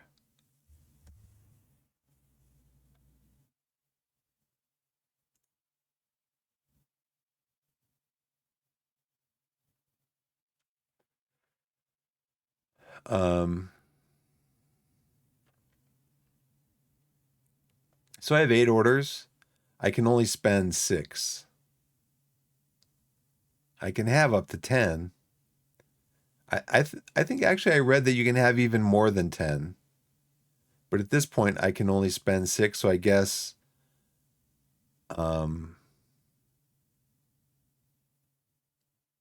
at normal visibility.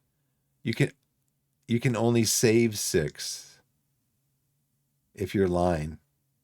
So the max I could have is 10, and if I only spend 3 of them, I'd have to lose 3 because I can only save 4 because I'm a line unit. Max save line, normal visibility, and veteran limited visibility. Oh, this is for limited visibility.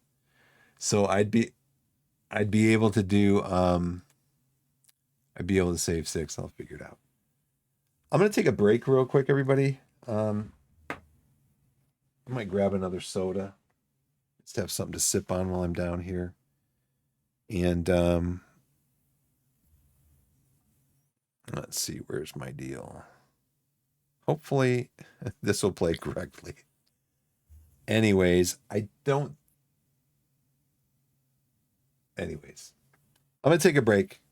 I'm probably gonna visit the facilities too.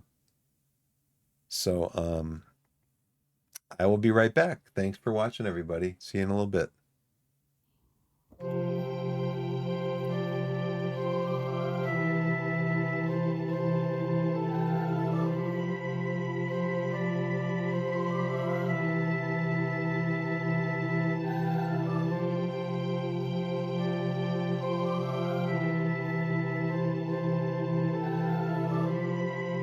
I am going to try to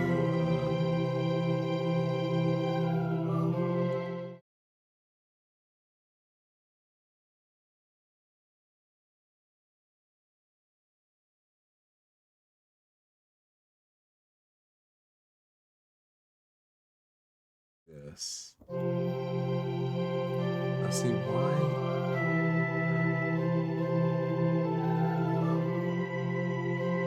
Oh, I know why.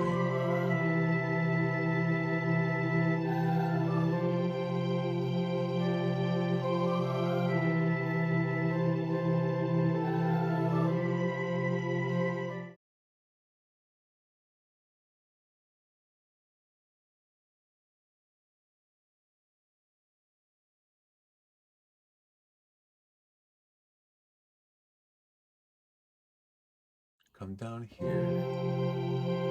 Delete that.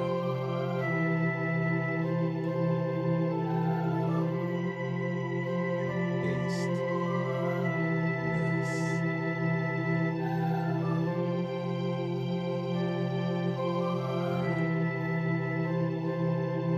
Okay, that's good, I guess, for now. Just doing a little bit of stuff with I need to change the font on this too. Yeah, I'm back. Just need to update that because I had the message. I have this message on here saying be right back. So I will be right back. Thanks for watching.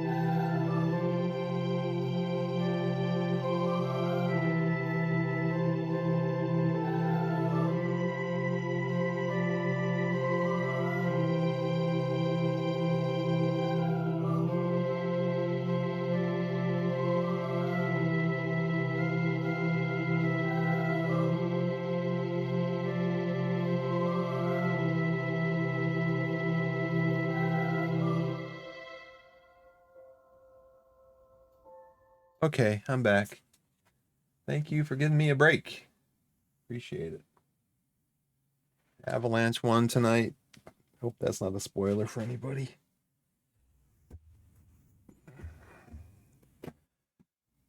Let's see.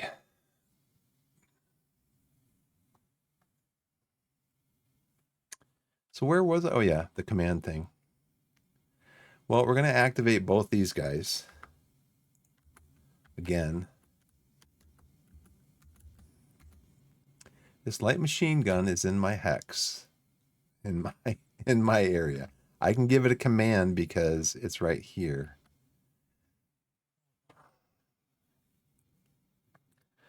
But do I want to give it a command to move in there?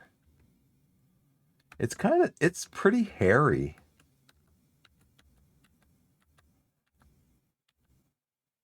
I mean, eventually these guys are going to have to get unpinned if I want to be able to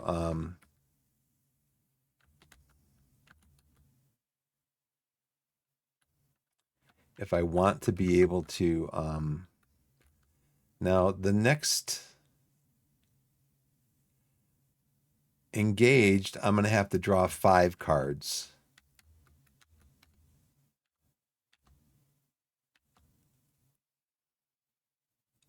And there's no cover.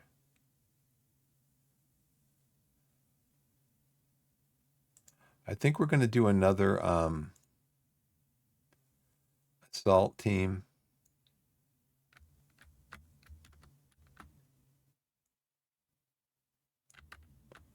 We're going to tell them to move into the open, because guess what? It could be really bad. It could just wipe out the team.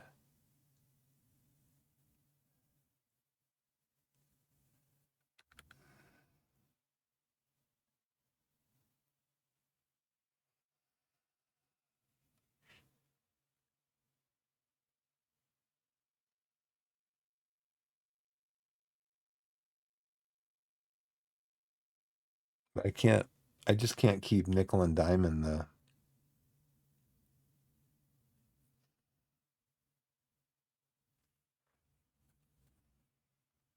So there's cover there. So I could.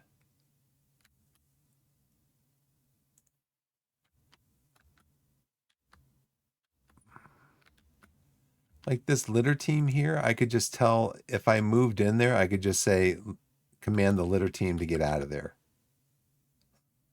You know? But, oh yeah, I can do the infiltration now too, huh? I can try to infiltrate a team into here. And then it could go into the cover. Well, let's do that then. That'll be the second step. We're going to infiltrate.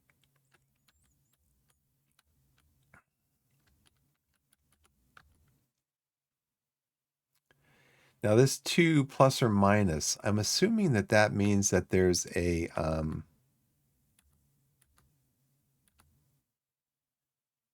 an infiltrate. Let's go over and look up infiltrate over here.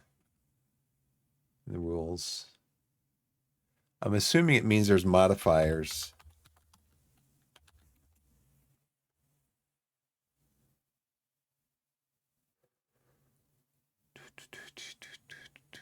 Oop, no.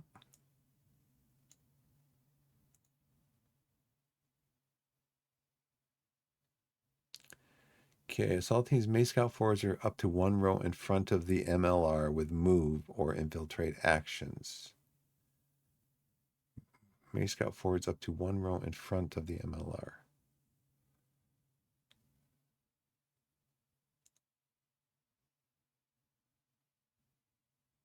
So these, just so you know, these are the symbols in the action section of the card. Like contact, rally, cover. Oh, I didn't know that. Oh, short. It would have the word short on there. Indicates that the call for fire has gone off target. Also indicates a triggered mine. Draw action cards and check for the infiltrate icon. So either the origin card or the intended destination card must have the VOF marker on it. If there's cover, you can place your unit under the cover marker.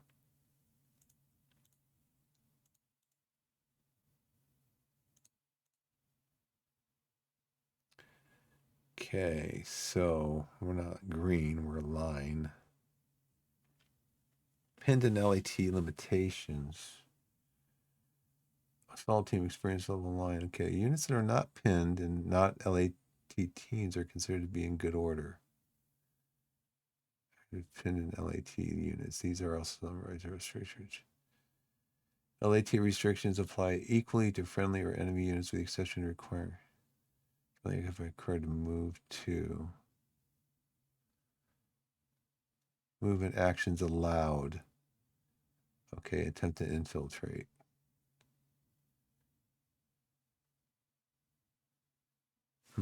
Okay. Well, let's keep going. I don't think that applies to what we're doing.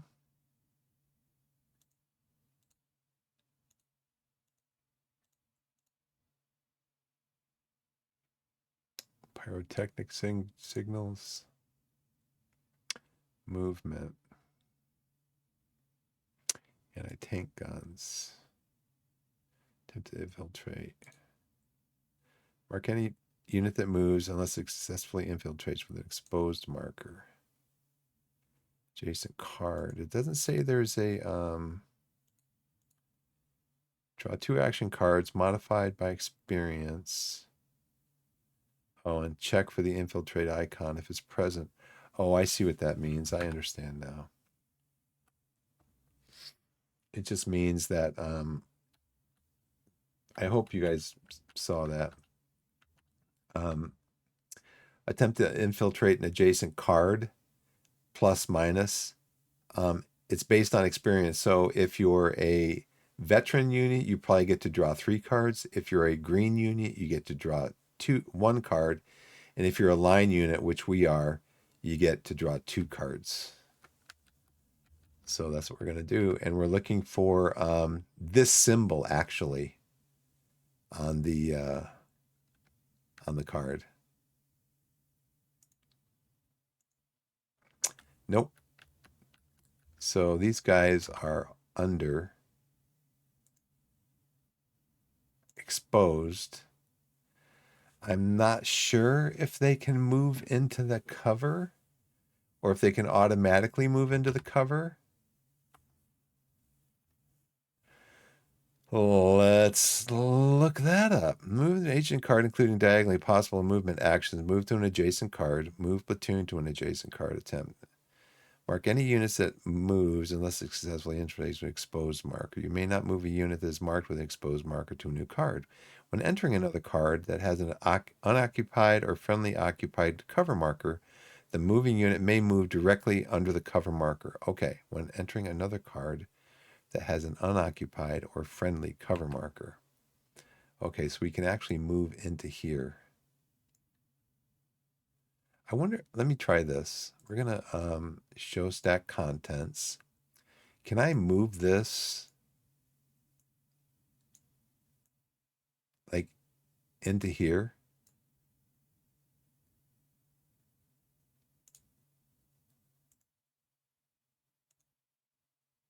Okay. But I want to show which one is exposed.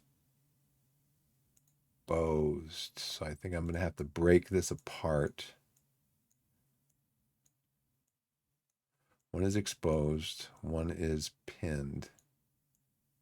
They're not both pinned.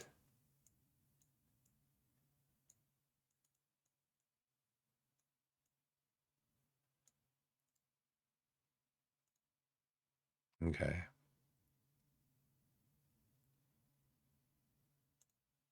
Okay.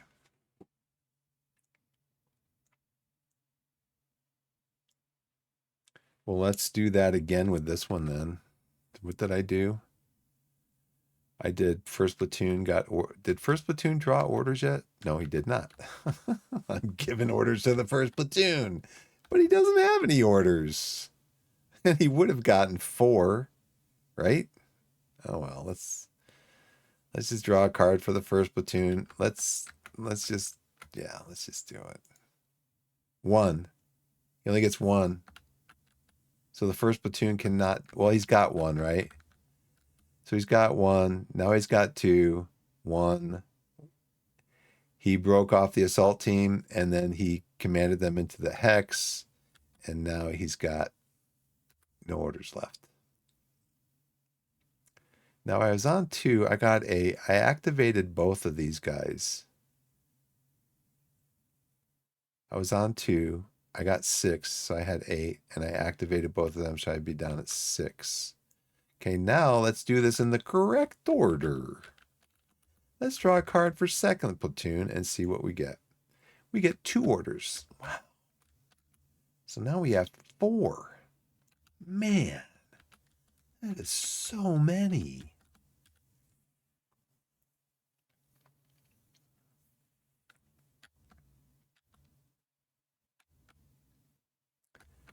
Probably gonna do the same thing here. Where did this come from? Where did this assault team come from?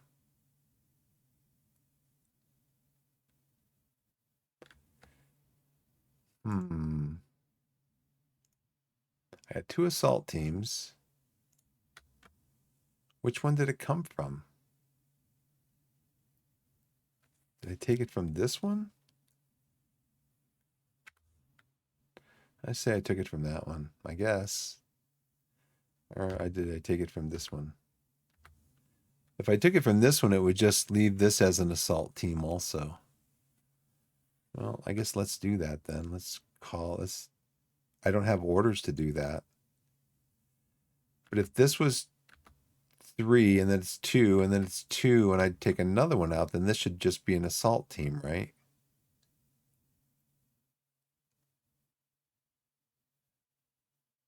There's no state. There's no state thing on it.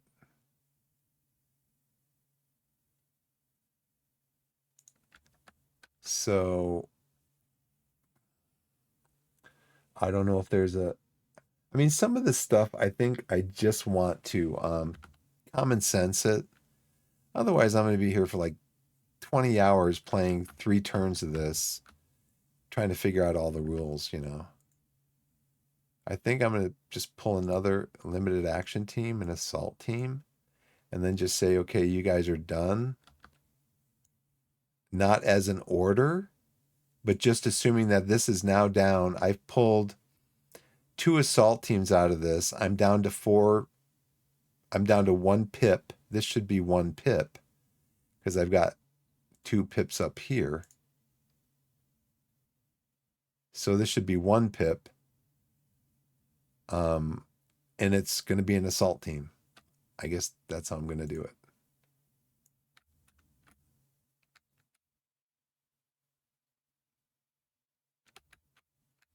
I guess. I don't know. I don't know. Okay, that was the 2 for the first platoon, right? No, we had 1, and then we had 1 left over, so we had 2, so I was able to do that. So now I've got 4 for this platoon. Wow.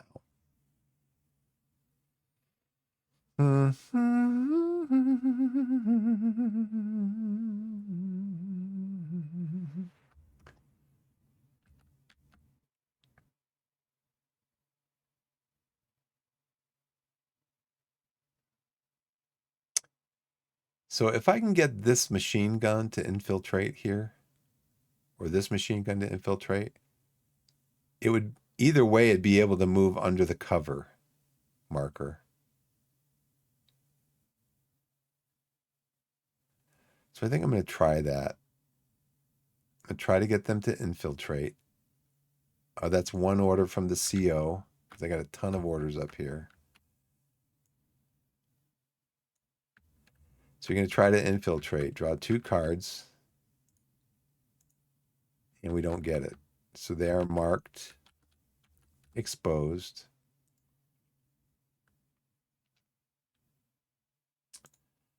But they do get to go under the cover marker.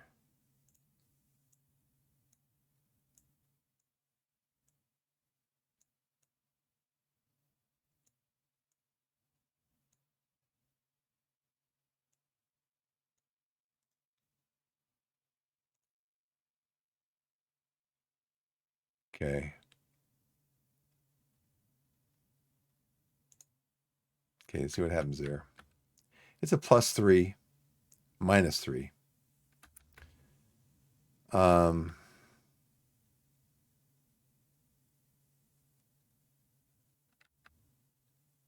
So that was one. That was one order. I got to get that thing straightened out. Oh, that's the CO. What am I doing? What do I want to do with these guys?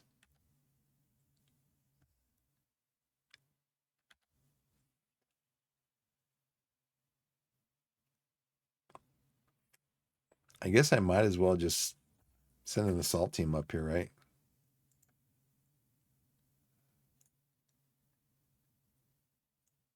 Again, gonna be the same thing. Gonna pull another assault team. We're doing infiltrate, by the way, over there.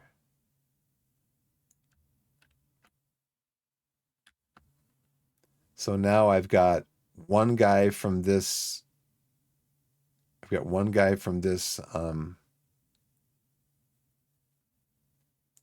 No, wait a second.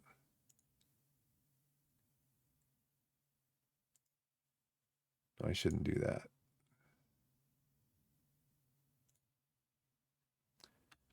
I don't. This guy's down to 2. Right? Because I sent him up here. He's now a litter team. I pulled off another one. Yeah, that's right. I pulled off another one, sent him up here. So I only have 1 pip left. So I'm not sure what you're supposed to do with those, but it just makes sense to say, okay, I have an assault team left. You're trying to infiltrate into the open fields and draw 2 cards. 1, 2. Nope. You're going to get killed. You're exposed. And again, you know what? I'm just going to say, oh, first platoon doesn't have any more orders. Now the company HQ could move over here,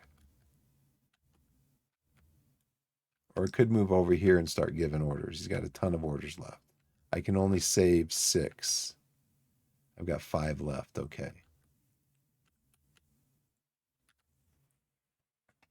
See, that's why I kind of like. Yeah. Okay. Have a sip of beverage.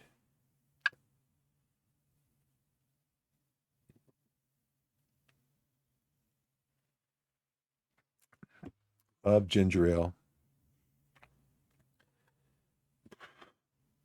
Oh, you guys don't even see what I'm doing anyway. Love ginger ale. So, yeah, while I'm going through all these machinations, you know, the wheels are turning up here and you can see smoke coming out of my ears and everything. You guys can't even see it because I'm over on this thing. You guys are like, what is he doing? I'll show you what I did. It wasn't too involved. So what I did was the CEO has a bunch of these orders. They can only save 6 of them.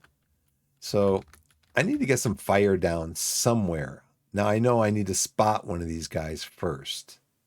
I don't know how I'm going to do that. I don't know how I'm going to spot them. Anyways.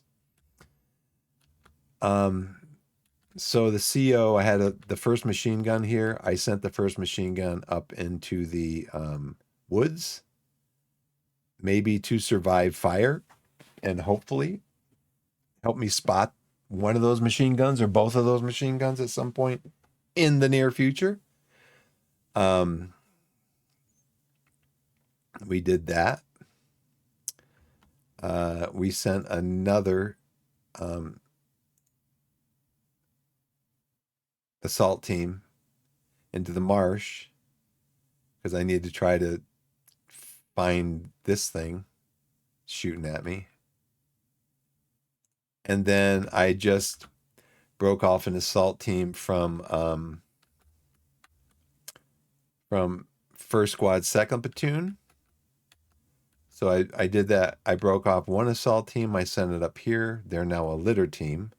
I broke off another assault team. I sent it up here. It's going to be a litter team. And then I did an assault team. I left an assault team here because I used up all 3 steps of the squad, and I don't know how to resolve that. The best thing that I can think of before, now where'd my, oh, there he is. Before I look it up in the rules and try to find it over the next 25 minutes, I just thought, well, let's just make this an assault team because there's only 1 pip left. So, so I got a lot of orders. So we sent you up here. We created the assault team. We sent you up to this card with our best wishes. And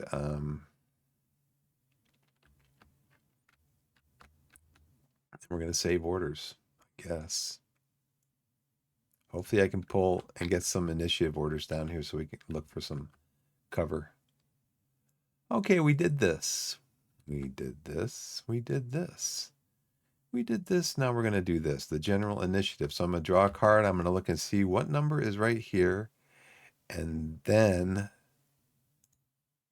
3. I have 3 orders. Okay.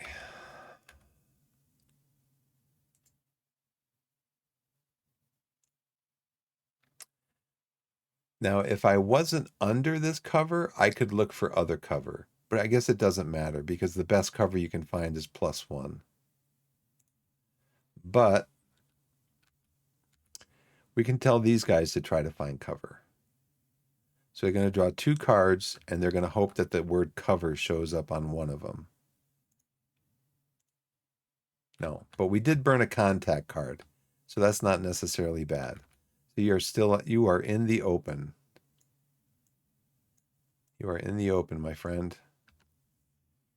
Now, is there anything else I can do?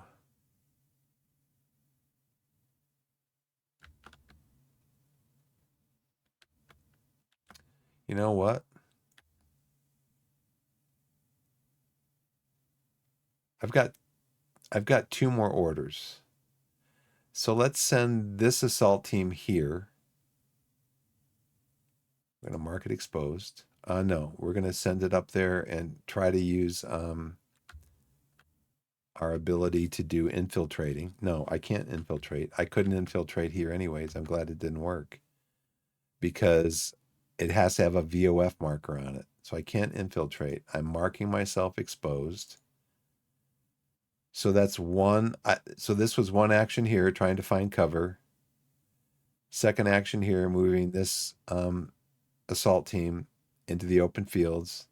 My last action is going to be to try to find cover for this unit here. So we're looking for the word cover. There's one. Good, so we got cover.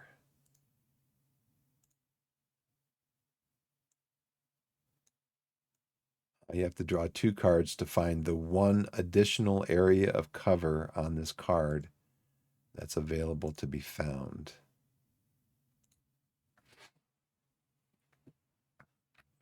So now we got to resolve these 2 potential contacts.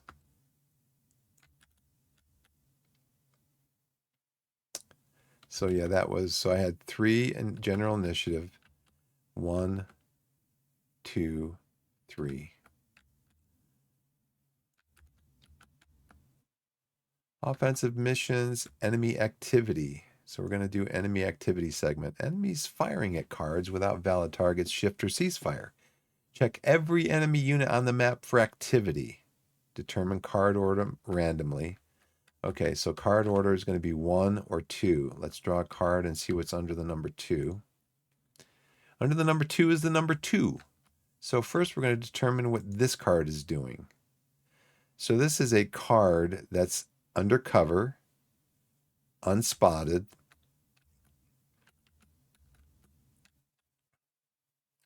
Where's the thing here? Oh, yeah. I think there was one over here, too. Yeah, this one seems a little easier. The spotting recipient. No, I'm not doing spotted. What are we doing? We're doing this one. Enemy defensive activity check hierarchy. They're under deliberate defensive tactics. The same card in his opposing unit, not undercover. It's not. It's not on the same card in his opposing unit. It's not out of ammo. It's not under fire. And no line of sight to an opposing unit. It's not under fire, but has a valid target along a PDF. Yes. Okay, so we're going to draw a random number, 1 or 2, under the number 2. So it is not under fire, but has a valid target along a PDF. Right here. So we're going to draw a random card. We're going to look at it, and it's going to tell us what that unit is going to do. Under the number 2. Under the number 2, it's going to do the number 2. It's going to do a grenade attack or concentrate fire. It doesn't have a rifle grenade capability, so it's going to try to concentrate fire. So the way that you concentrate fire, this is going to be a combat action. Attempt to concentrate fire. You draw a card. You draw 2 cards. Now, is that what an enemy does? Let me see. It's over here. Grenade or concentrate fire. Now, do they draw 2 cards or 1 card?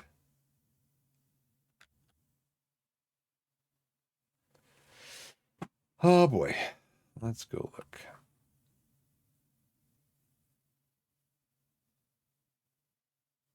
Let's go look.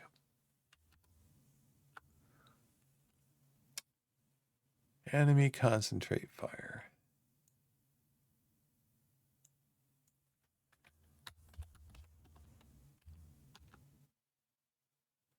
Enemy activity.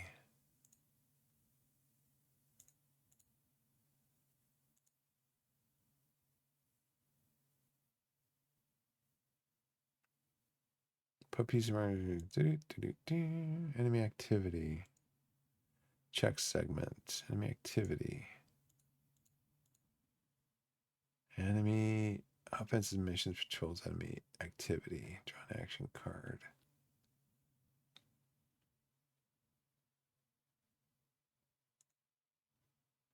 Enemy activity check segment.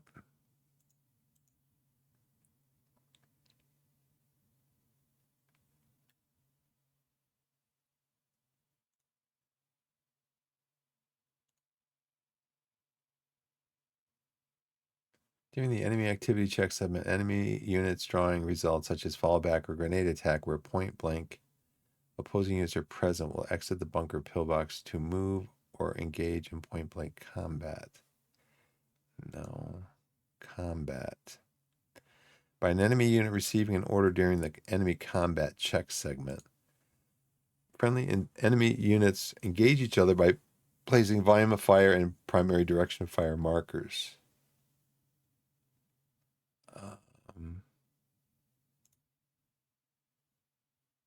Claymore mines. Friendly enemy contact. Enemy activity checks. Now, let me go into Concentrate fire.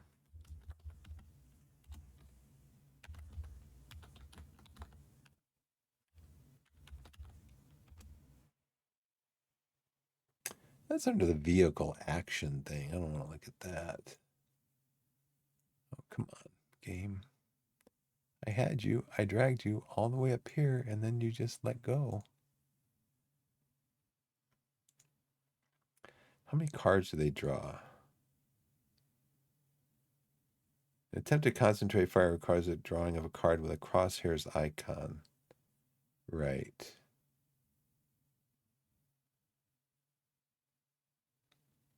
I think the enemy unit performs these actions the same way that we do. Pretty sure it doesn't. Complete range for class easy reference only. Not all units can perform all actions. Limitations are noted. The actions are listed. Costs and commands. Type originator. Perform one action to give an impulse. Perform the same action more than once.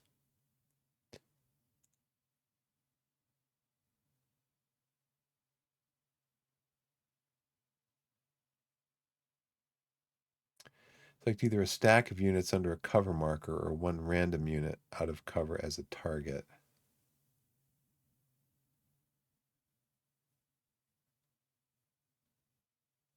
On the target unit. Select either a stack of units under cover or one random unit out of cover. So I guess it would affect all the units under the cover. And again, I think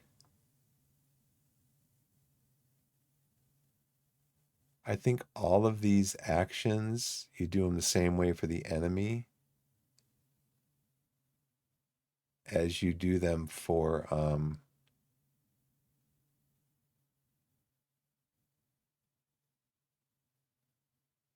I think.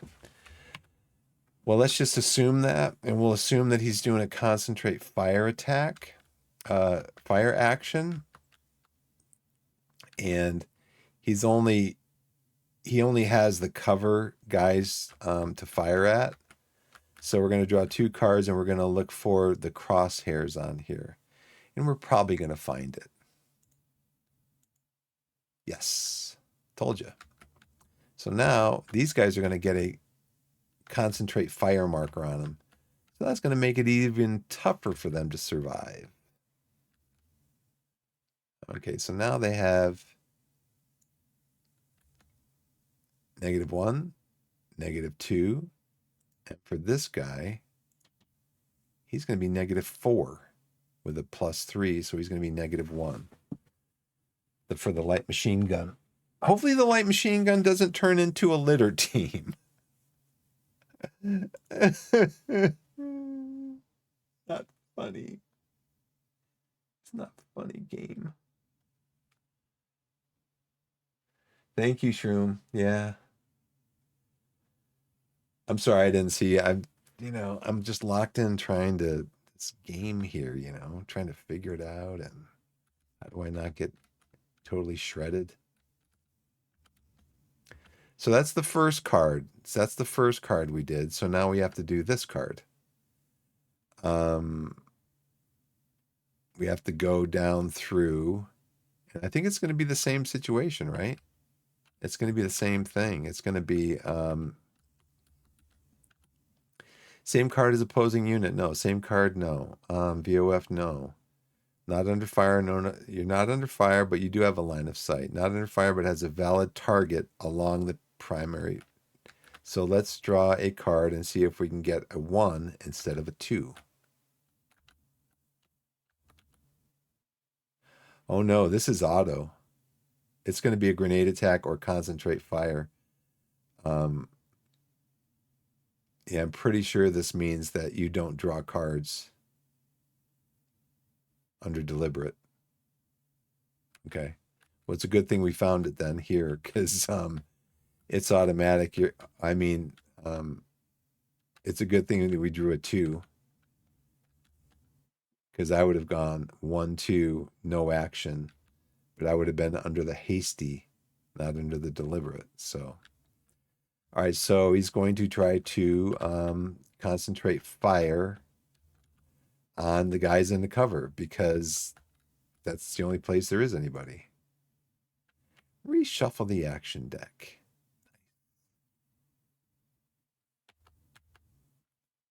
Draw a card. 1, 2. Nope. Not successful. Yay! A small victory. He was not successful concentrating fire. This guy was. We're going to go down here to the fire mission update, potential contact evaluation segment. For each card with a PC marker friendly unit, draw the number of action cards indicated on potential contact draw. We are at engaged, and so we are drawing 5 cards.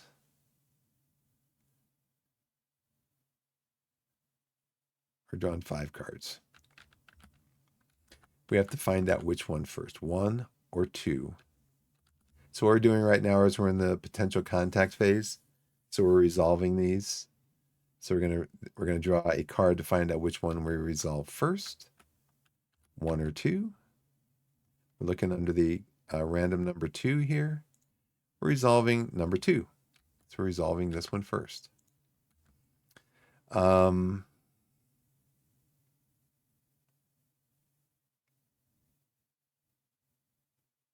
We have to draw a package. And we do, oh gosh, I'm in the wrong screen again, darn it. So let's go over here and what we did. So this one we determined that we're going to do a, we're going to do the check for the concentrate fire the same way that it says to do it over here. Combat actions, attempt to concentrate fire, draw 2 cards. So we drew 2 cards. We got the crosshair symbol. So we grabbed the concentrate fire marker from over here and we put it down over here. So yeah, now these guys are under -1, -2, and one of my assault teams is under -2, so it's -4. Now the nice thing about being pinned for this litter team is that he's got a +1 for being pinned. So he's going to be +1 for the cover, +1 for the pin, +2. That's +4, -2. He's going to be at a +2. So he'll be able to haul out. He'll be able to haul out the light machine gun when they become a casualty. That's very handy. Okay, so what did we decide over here? Oh, in this one, we pulled the 2 cards because he had the same thing under deliberate. He's not under fire, but he has a valid target along his primary direction of fire. So grenade attack, he's not equipped to do a grenade attack. He doesn't have like a rifle grenade weapon. And so they attempt to concentrate fire. So we attempted to concentrate fire with this machine gun also, and they failed. So we are rejoicing about that. But now we got to do this. We got to do the potential contact evaluation. We picked out of this card and this card, we picked a 2, and so that was the 2. And so now we have to go in and pick a card for the we have to pick a card for the over here. We have to pick an assault course enemy package card. So these are potential contact A's. And so we are drawing a random number from 1 to 6. So we do that over here. We draw a card. We look under the 6. And we find out what that number is. Under the 6, it's a 2. It's another light machine gun and foxholes. You've got to be kidding me, game. Okay. Well, it is the number 2 is package number 2, which is a light machine gun in foxholes, not spotted, a random card on row 2. Well, you know where the random card's going to be. It's going to be right here because it has to be able to fire on the card that triggered it. Gosh, man. I tell you. So this is what I'm going to do with these. Well, not this one. I got them over here. Light machine gun. And, I only have 2 foxholes.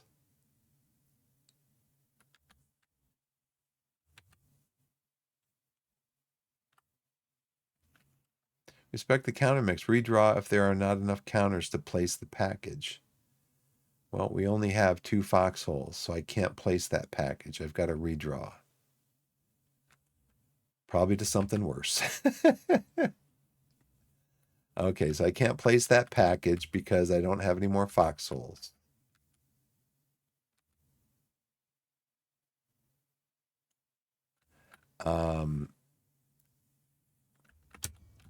Draw another card, see what number comes up under number 6. Probably something worse. Oh, what comes up under the number 6? The number 6. Which is... Oh, I don't know if you guys saw that. I don't know if I switched over. Yeah, the number 6 came up under the number 6. So we go back over here and we look. The number 6, it's package number 4. Package number 4 is a squad in foxholes. I don't have any foxholes, dude. I only get 2 foxholes.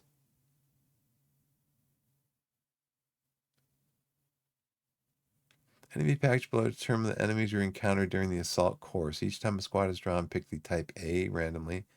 Full details of the package plays your enemy. Check the rules and place the enemy packages.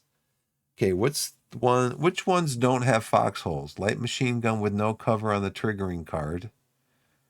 Squad and trench. Light machine gun and bunker.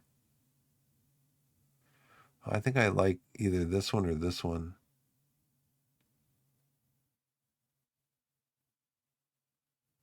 This one would be bad, but I can't get that one until I get to the PCB.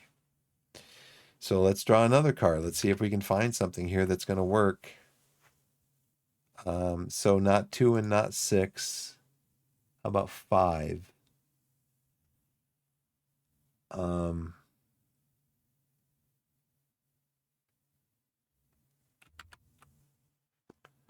Package number 5 is 5 or 6 is package number 3. Light machine gun with no cover on the triggering card. Okay. Is it spotted? Yes. Okay, we have one more light machine gun, so we can do that one. It's spotted. And it's on the triggering card. It's got no cover. But is it exposed? I think I might try to search for that. Okay, we're on here. I just put it over here. I took the last light machine gun, so we got number 3 or number 5. No, I thought I got number 3. No, I got number 5. Okay, let's go back over here. Sorry, I got to flip this around. So we pulled number 5. We got the package number 3. Yeah, package number 3 is a light machine gun with no cover. It is spotted, and it's on the triggering card. That means it's on the card that triggered it, which is the card that has my assault team on there, which is very exposed. Now, my question is,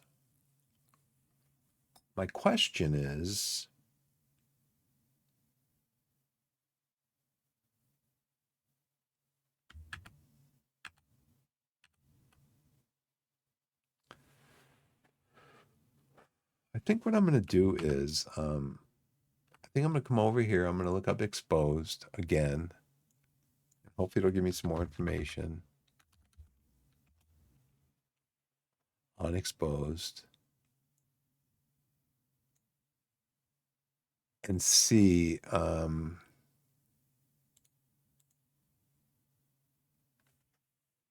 units, enter map.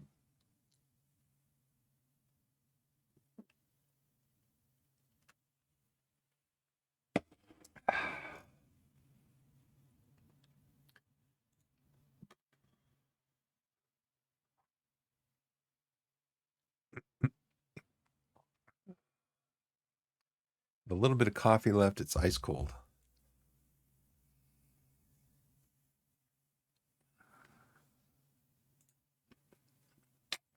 I'm on page 48, right? Yep. Yeah, I'm going to come up here. From way up here.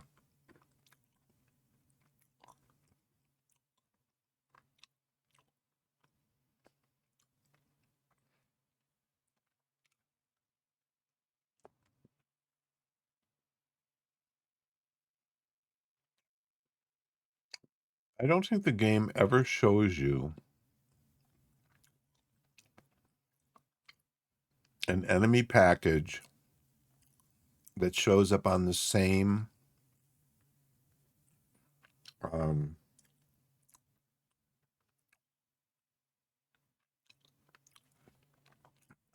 card as the triggering unit or the triggering card.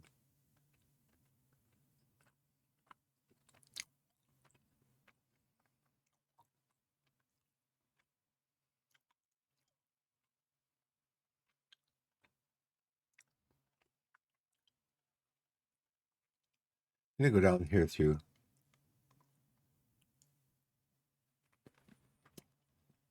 And I don't think in these examples either. This is the training manual. I don't think in these examples either. It reveals. Oh man. It'll lock up. Freeze up. No. The mouse was scooting off the mouse pad. That's what happened.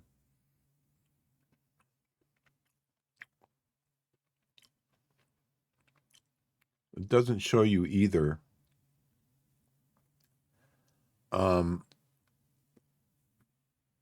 It doesn't show you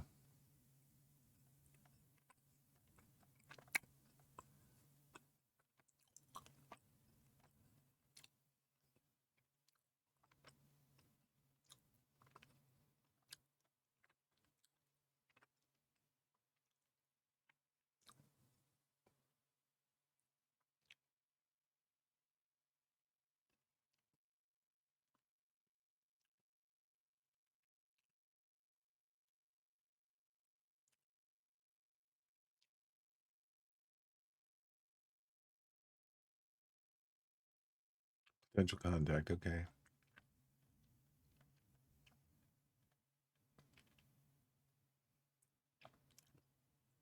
These are A's, right? Yeah, okay.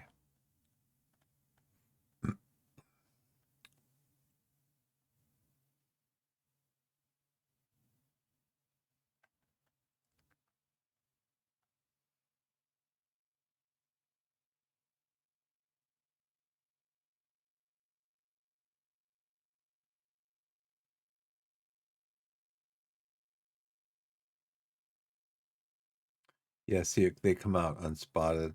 I don't think, first of all, they never show they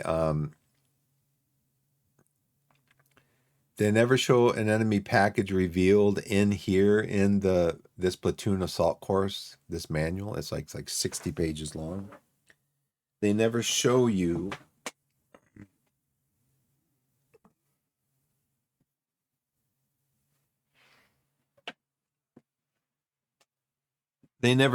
an example of one that is unspotted, like the one that we just pulled. I'm not going to dive into this too deep. I'm just going to put it out there and then we'll have to figure it out. It's 12:14 already, so I'm just going to resolve this. So we know this is here and this is here. It's unspotted. It's on the same section that we're going to go back to 48. It is number 3, light machine gun and no cover. Spotted, yes.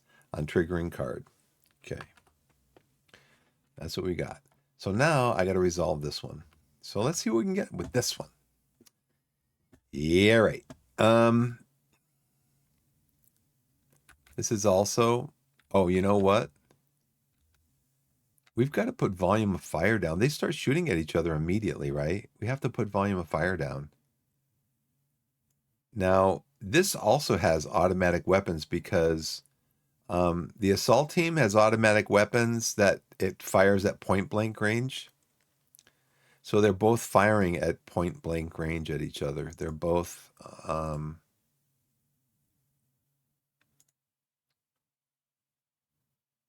they both got VOF markers on them.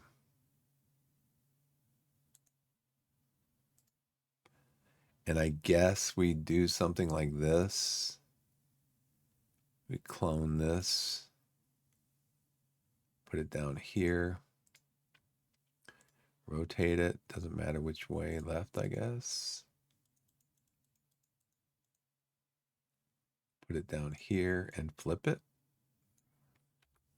Because they're both shooting at each other now. I don't know why this one wouldn't get exposed, though. I guess it's just there. So now we have 1, 2, 3.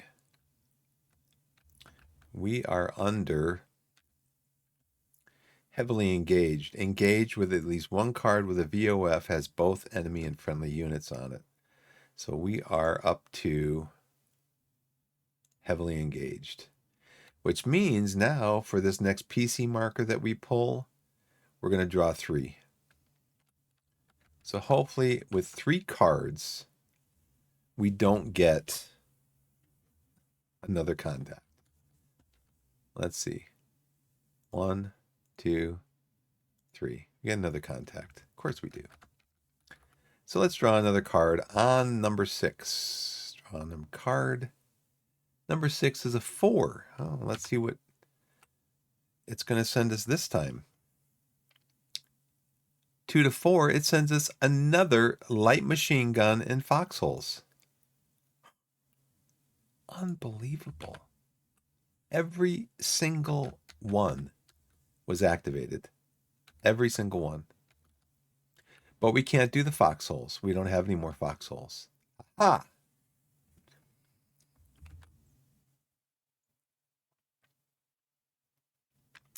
It could be the only packages that we can draw are 1 through 4. So let's see what package we can do. Incoming artillery. We don't have any foxholes. We don't have any foxholes. So we can draw incoming artillery or we can draw a light machine gun with no cover. Incoming artillery is on number 1. Light machine gun with no cover is on 5. So how about if we draw a card 1, 2, 3 out of 6? It's incoming artillery. 4, 5, 6. It's a light machine gun and no cover. Let's do that. Okay, 1, 2, 3 is artillery. We're going to draw again. 1, 2, 3 is artillery. 4, 5, 6, it's the machine gun. Under 6. It's a 6. It's the machine gun. So we're getting a setup just like this over here.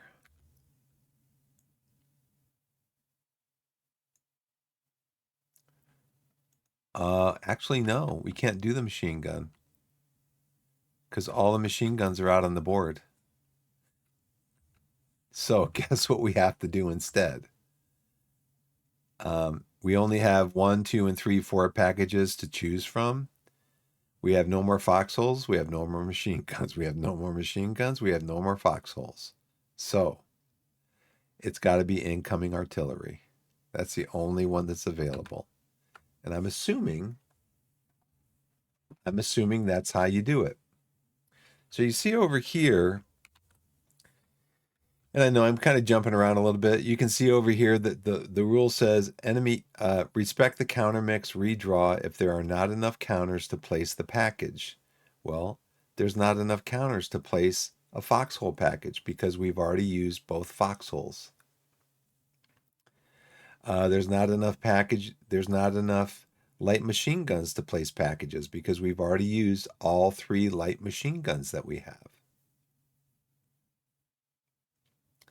The only packages that are available for using under a PC potential contact A card are packages 1, 2, 3, or 4. Okay, 4, we don't have any foxholes. 3, we don't have any more light machine guns. We don't have any light machine guns or foxholes. And so the only thing I can think of to do is use the incoming artillery.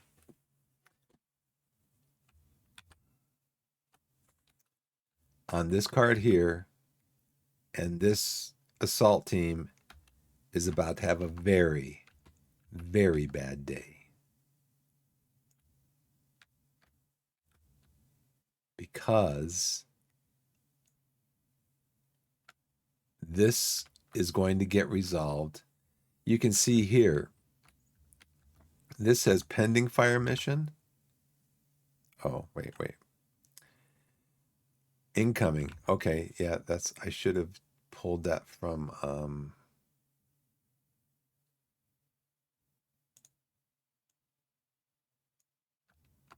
put this pending fire mission back over here.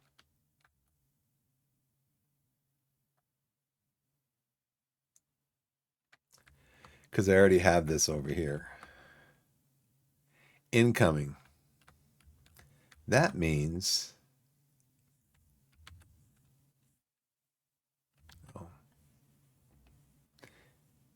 incoming. You can see here we have 3 machine guns, 1 light machine gun, 2 light machine gun, 3 light machine gun. We don't have any more light machine guns to use that light machine gun packages.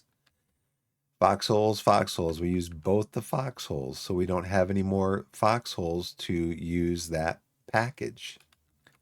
The only package out of the 4 that we can use with the PCA contact is the incoming artillery. Get rid of that. Get rid of that. So, like I said, in a couple minutes, this unit here is going to have a very bad day.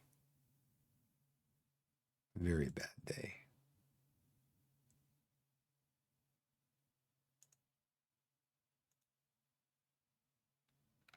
Okay. So we did the potential contact. So all of the A contacts have been resolved.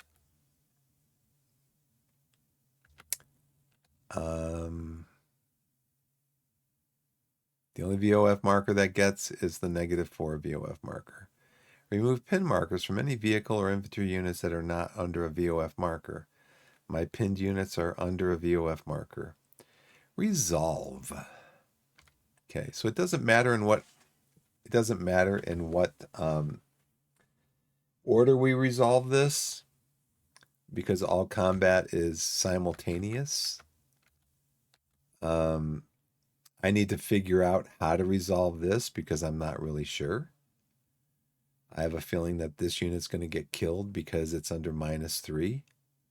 And this unit's only under -1. So we'll find out. But let's start with this one. This is a... now, incoming, I believe, means that it is...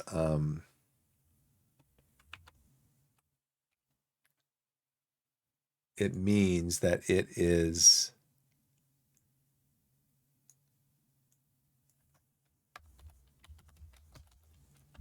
it's going to get resolved.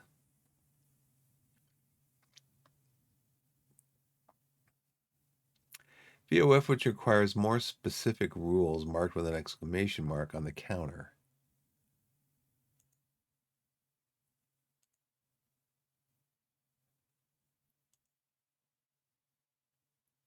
Combat damage to phone lines.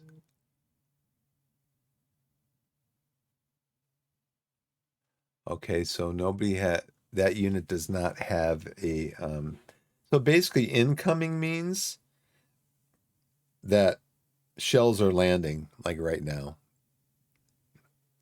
And I think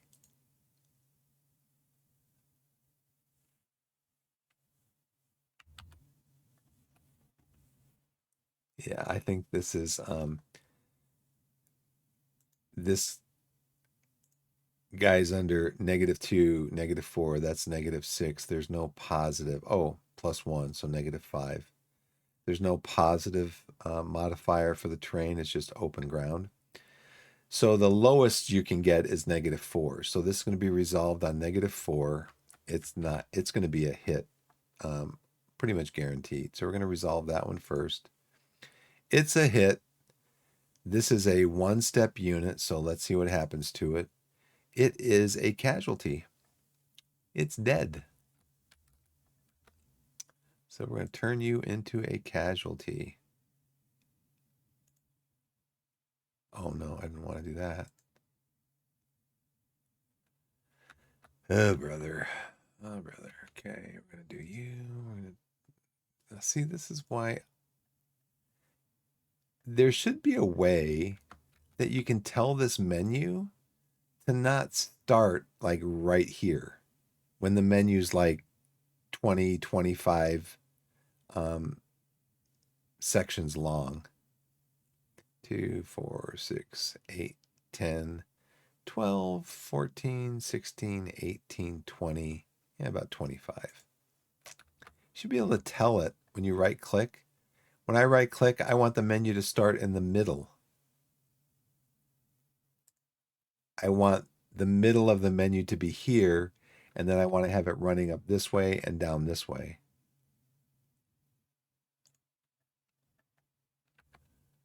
So I want to, oh, I got to pull casualty for this one, yeah. So this one's a casualty, but at least the only benefit is next turn this will be going away. Of course, it's cleared. So next turn, I can move units into here because next turn, this incoming marker is going to be going away right here, right before combat starts. You remove existing incoming. All right, so let's do this one. We're going to show the stack contents.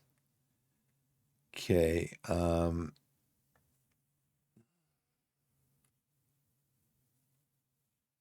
I don't know if the same result applies to both.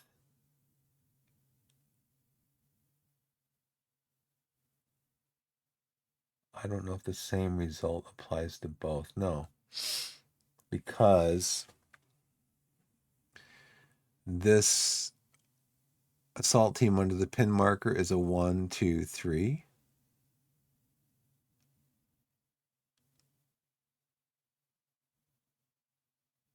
With a -1, so it's a +2. This one is a -2, -3 with a +2, so it's a -1.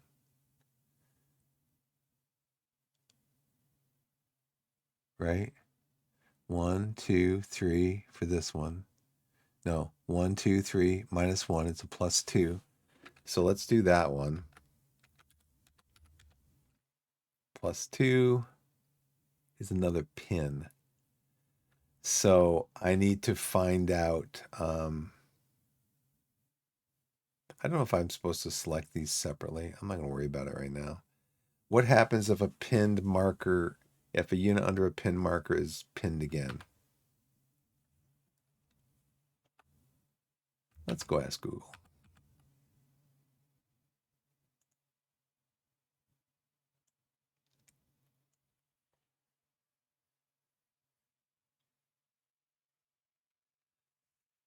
Um,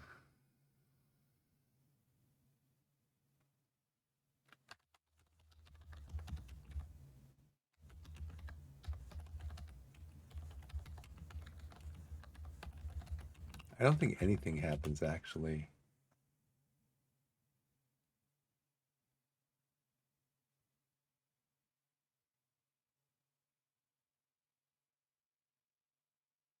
Really?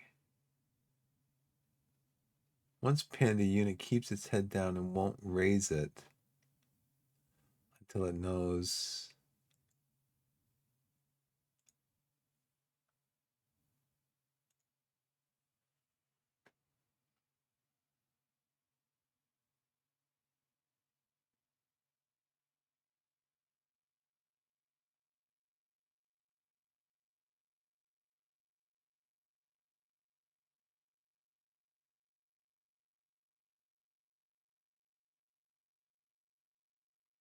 Assuming the squad falls back, does it continue to be a pinned unit? Does it lose pin status?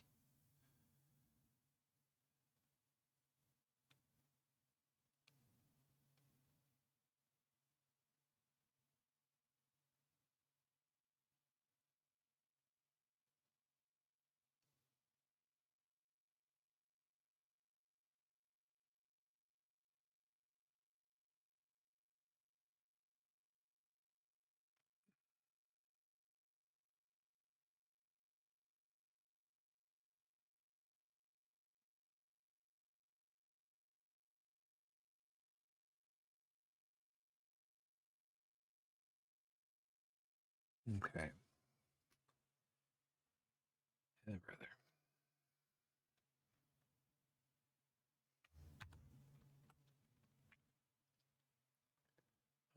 Let's see.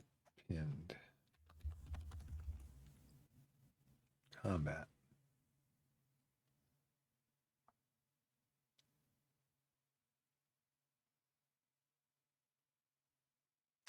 Basic combat principle.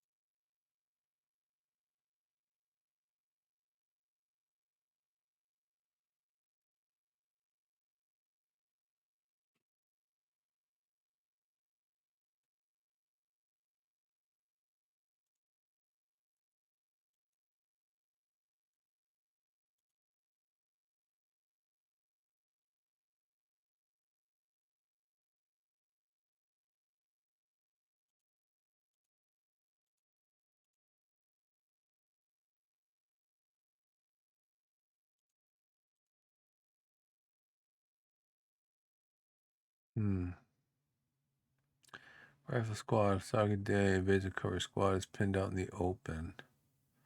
Pinned left Stranger Shark team.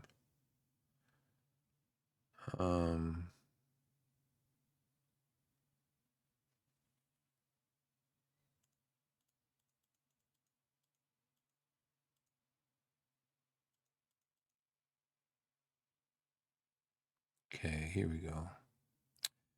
Pin marker on the unit for efficiency may stacks. Pin units are not considered being good order units and may suffer from limitations.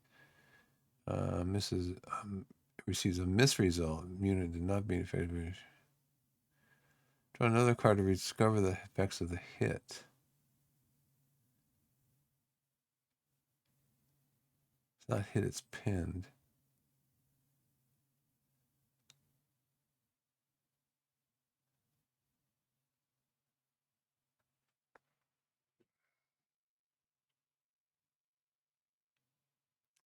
An LIT drawing the same result as itself is still pinned, but suffers no additional effects.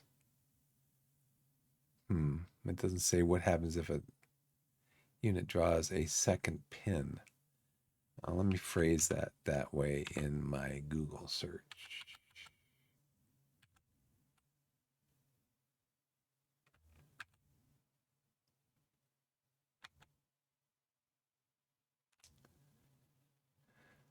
Let me phrase it that way in my Google search.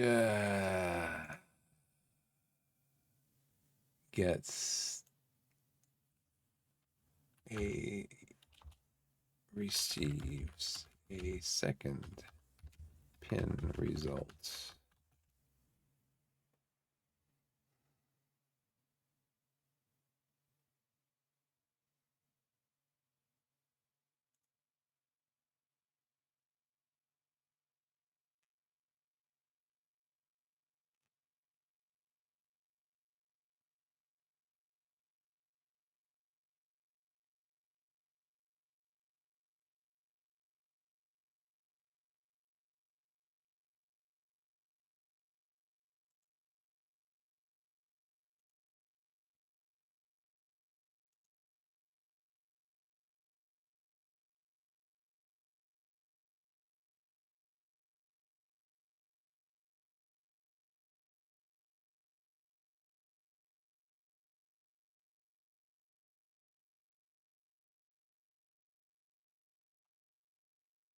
Okay, I got a answer here from an AI overview. It says the fields of fire, a pinned unit receiving a second pin result does not result in a further penalty or effect beyond the initial pin marker. Instead,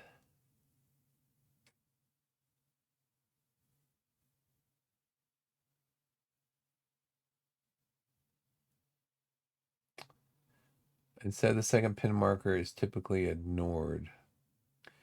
In a Reddit post about a similar scenario, the rules state that if a unit is pinned and receives another pin, it takes damage instead. Let's see if that's part of Fields of Fire, though. No, Star Wars Shatterpoint. I don't know. Why can't I find these answers? I mean, they're pretty straightforward questions.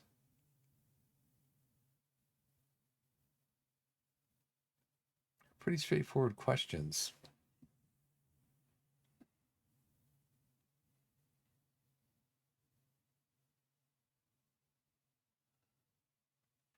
They're pretty straightforward questions, and you think the manual would kind of answer them too.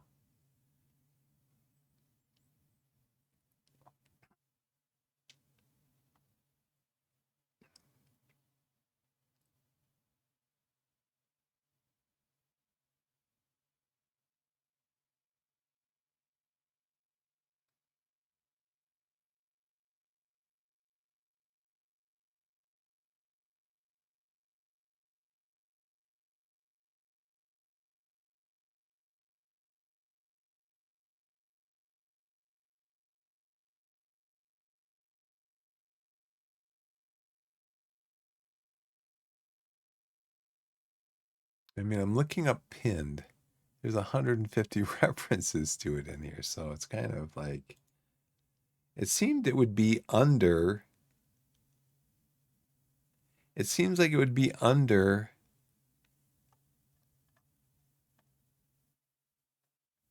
pin,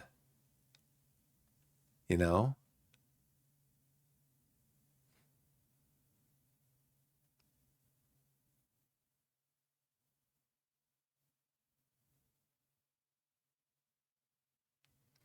Seems like it'd be under pin.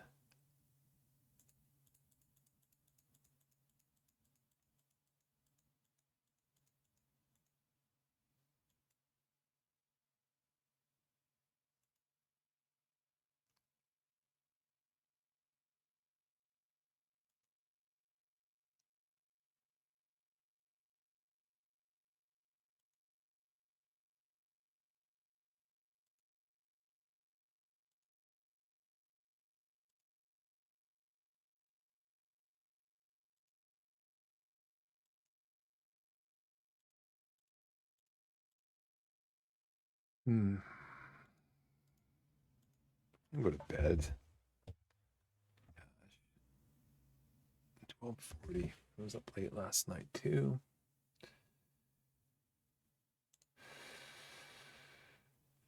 I mean, they talk about the game being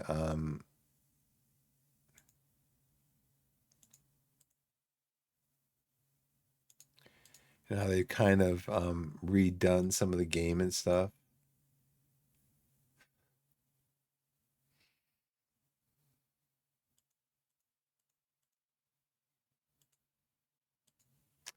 I'm going to say nothing happens. It's pinned. They're still pinned. They're still keeping their head down.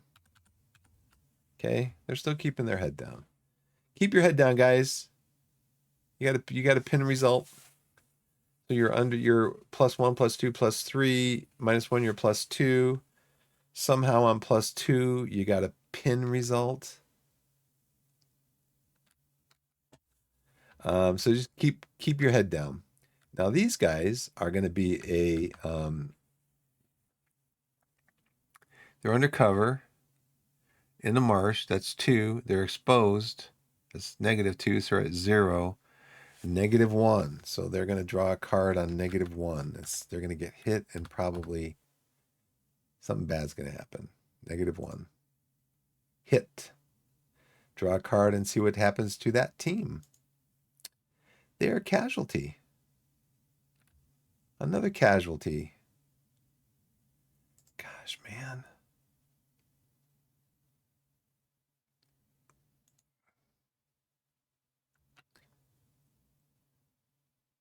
Repack. Okay, now let's do these guys. We're going to have casualties over here because we got -2 over here. So we'll do him first. The machine gun is -2. It's on a +3, so that's -1.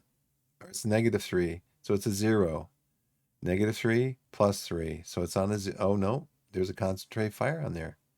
So it's -4 +3. It's at a -1. Let's see what happens on a -1. It's probably going to be a hit. It's a miss. They missed him. How did what?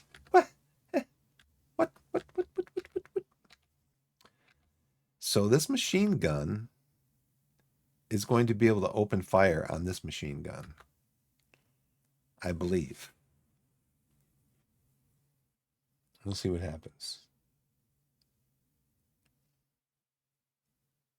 Because I'm not sure what he could open fire on this machine gun. He could open fire on this machine gun. I'm not sure.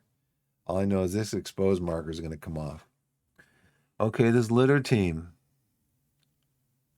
is at +2, +3, +4, -2. It's going to be at a 2. So what's going to be on the number 2 line over here? It is a hit. Of course it is. +2, let's see.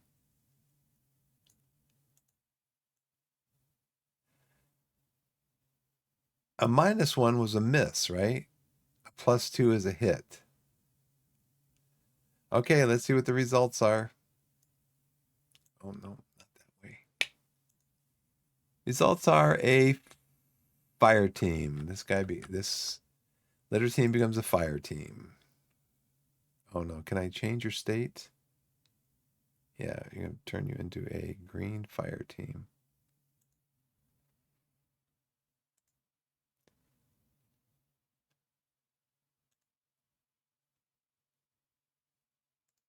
Small arms, close range. Small arms, close range. I don't know what the difference is, but they're a fire team. So basically the way this works is if these are based on steps right here that the unit has. If it has 1 step, you just use the first letter. And in this case, the F stands for fire team. It converts into a fire team, which only has close range attack. It can only attack cards on its card, only attack units on its card.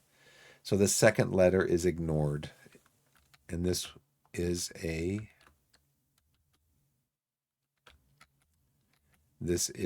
1-step team. So we're going to repack that one. And now we need to find out how to do combat against units on the same card.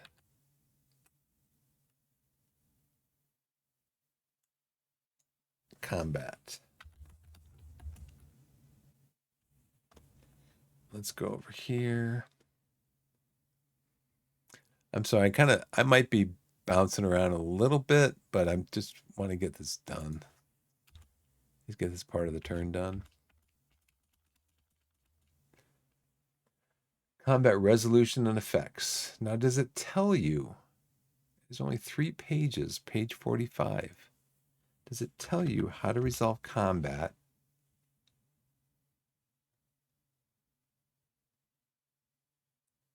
Volume of fire, special.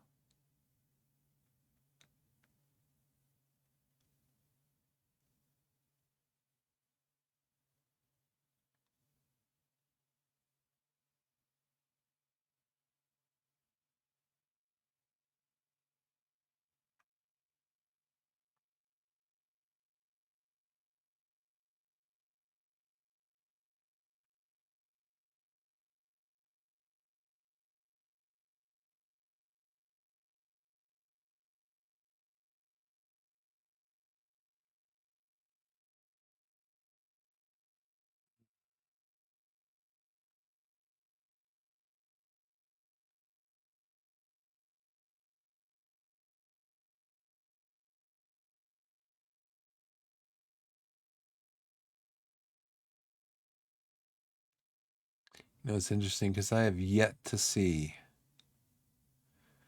an example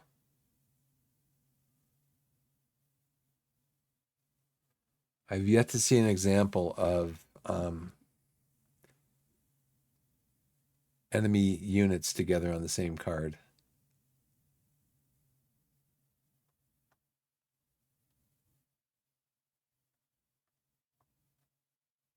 Combat.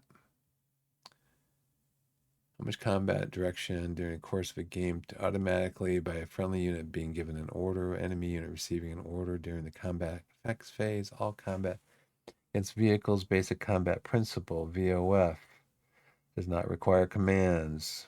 Each on-map activity, all units must be checked to see if they are eligible to open fire. If not already engaged, units with a clear line of sight and range to a spotted eligible target will immediately open fire.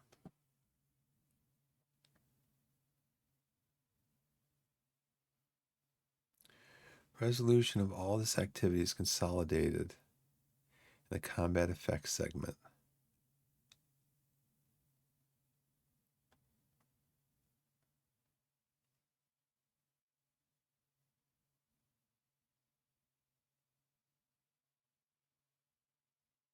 Opening fire. The non-engaged unit opens fire with a basic VO has a spotted eligible target.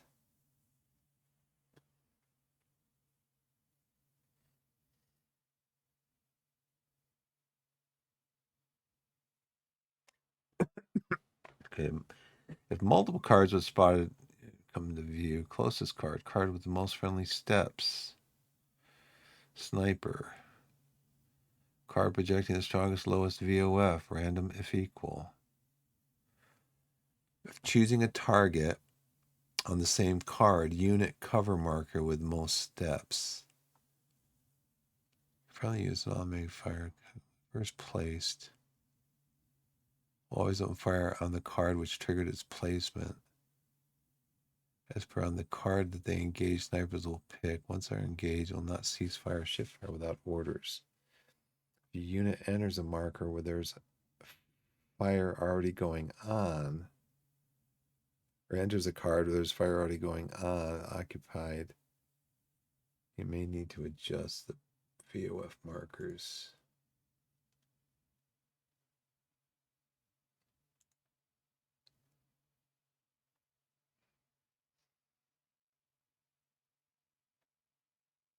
Volume of fire.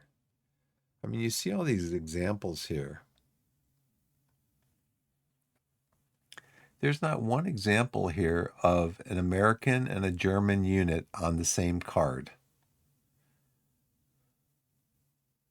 And that's what I need to figure out.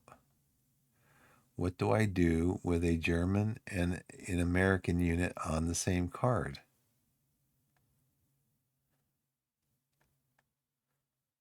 Oh, wait, here we go. MG2 squadron on the terrain card with the spotted German units, and an 81 millimeter German mortar section is firing into the card from outside. Okay. Heavy weapons VOF for the mortar section is placed on at the top of the card. This will affect all units from both sides. The highest VOF exerted by U.S. is automatic weapons from the machine gun. The highest VOF exerted by the German units on the card is small arms. Neither of these are placed. And the heavy weapons VOF be used to calculate NCM for all units in the combat effects segment. Okay. Example 4, 1st Platoon HQ. Are on a terrain car with a spotted German 88 millimeter unit. Spotted, but not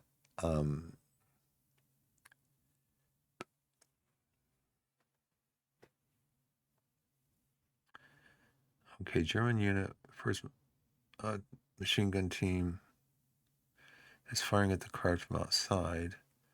Automatic weapons exerted by the first light machine gun placed on the card. The best VOF exerted by the U.S. use small arms. This is not placed, as it is not better than the automatic weapons VOF.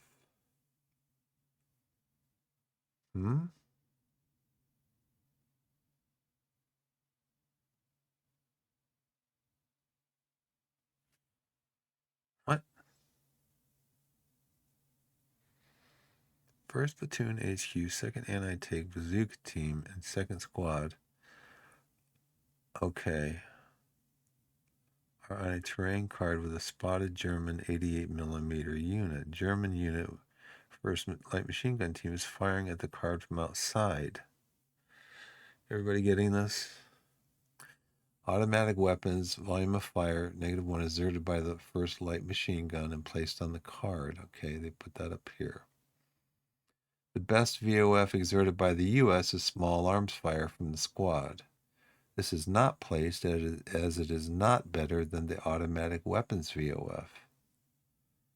Okay. The German 88 exerts heavy weapons VOF. This is better lower than the automatic VOF. And so a heavy weapons VOF marker is placed on the bottom left of the card. In the combat effects segment, the U.S. units will be affected by the heavy weapons VOF, while the German unit on the card will be affected by the automatic weapons VOF from outside. Oh, I see. Okay, because in this case,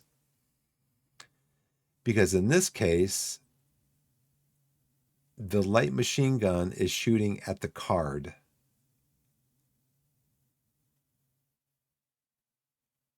The light machine gun is shooting at the card. So the German 88 is going to be affected by the light machine gun fire. The Americans will be affected by the 88 fire.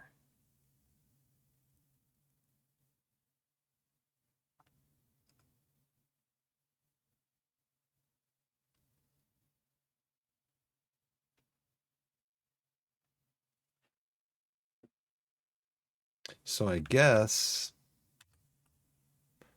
what we're doing over here is this light machine gun team is going to have a -1. The Americans are going to have -2 or -3.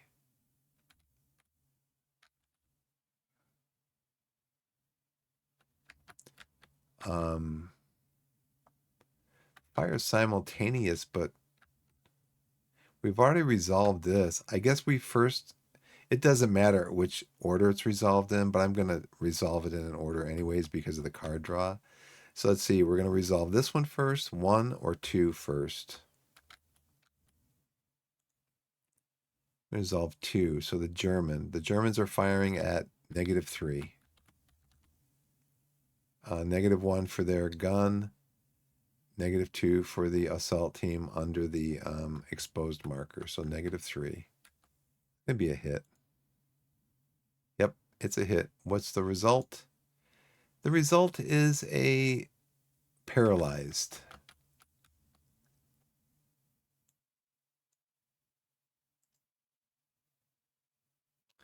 Oh, we got to change the state to paralyzed. Okay, now we're going to resolve the light machine gun team at -1. So -1 is a hit. The draw card for the result is a casualty. So we knock out the light machine gun team, which is great.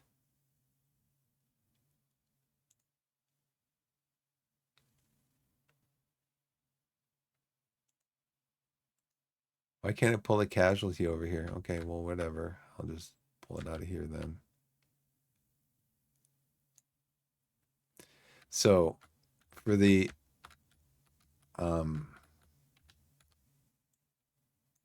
so the way that worked is the assault team can only, the assault team was using automatic weapons.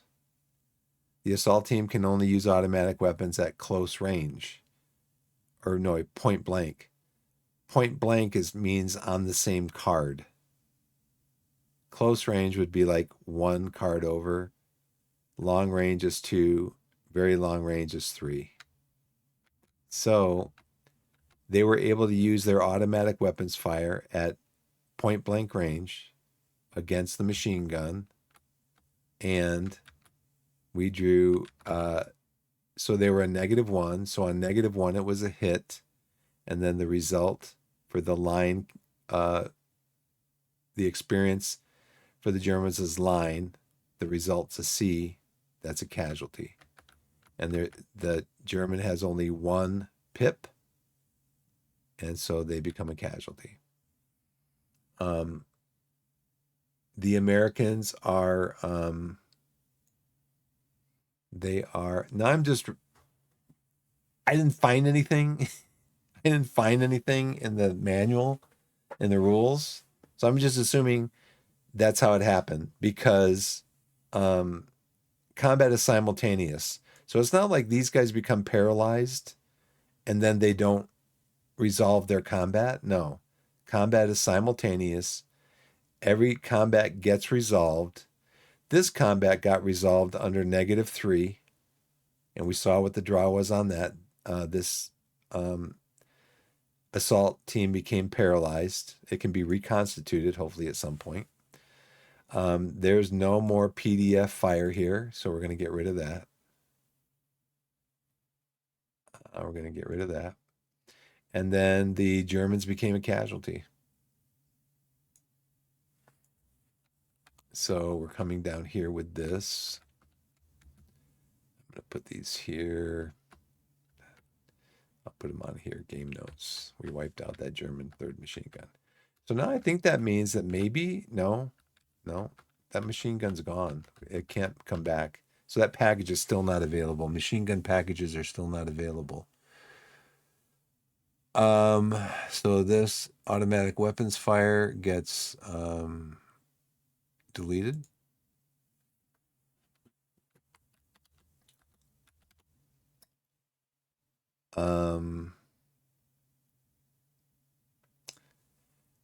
This gets deleted because we're no longer under fire.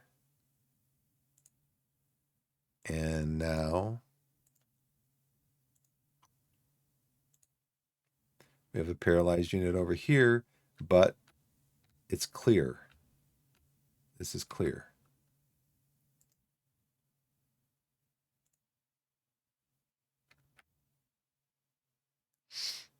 Okay, the assault team that was exposed is the casualty. So now what we're going to do is we're going to go in and we're going to clear up the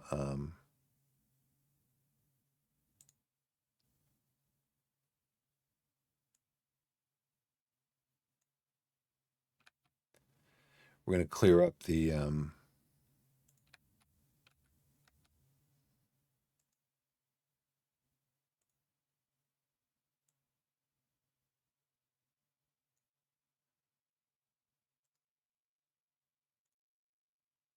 we're going to clear up the exposed markers.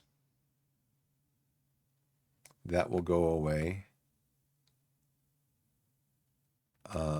So we're going to click on cleanup. Hopefully it gets rid of all those markers. So yeah, we're done with this. We resolved all the combats.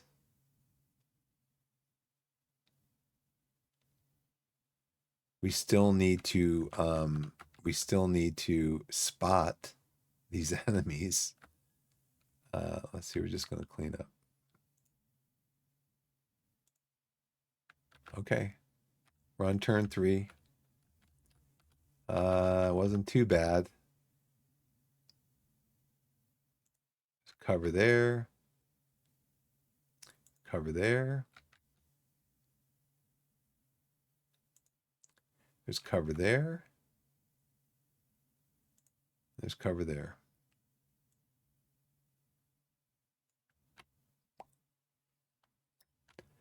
So this will not be under a VOF marker next turn because this was one instance of incoming fire. And that was activated by the potential contact A over here. These guys are still under volume of fire from this machine gun that we haven't spotted yet, this machine gun. Now we can move. You're probably going to have to move like a squad up here, another squad in here, a squad in here, another squad in here. It's going to be tough, but we'll have to figure it out.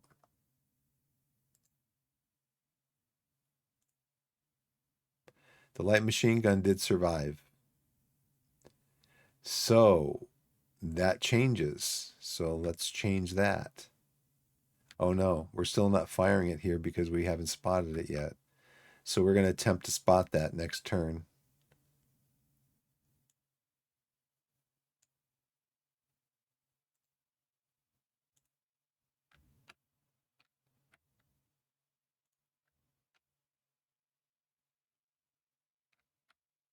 Attempt to spot that next turn.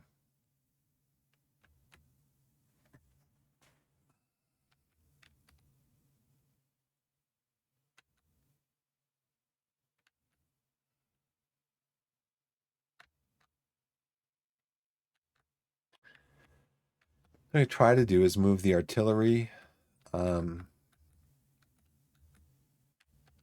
Maybe move the artillery forward observer up in the woods. You'd be able to see either one of these. We could move the keep the mortar section up here. No, can't fire from woods. You move the mortar section up here. What we kind of got to do is we kind of got to move into all these cards and try to overwhelm these guys. Try to overwhelm them. Okay, so we're done with that. We did the cleanup phase. We're coming back over here to start this. We don't do that. We don't do that. We start this with the battalion HQ. We're going to go to here. What do we have? We have second platoon has 2 orders saved. You have over here 5 orders saved. And that's going to be the end of turn 2. So I'm going to save this. Let me go in here and save this.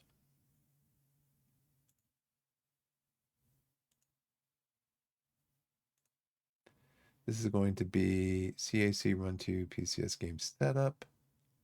We got through 2 turns tonight. Save game.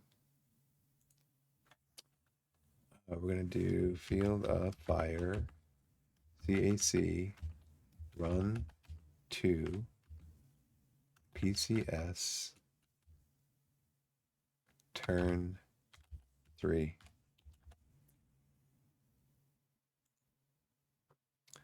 All right, that's where we're at, turn 3. It doesn't look too terribly bad. We knew we were going to get casualties.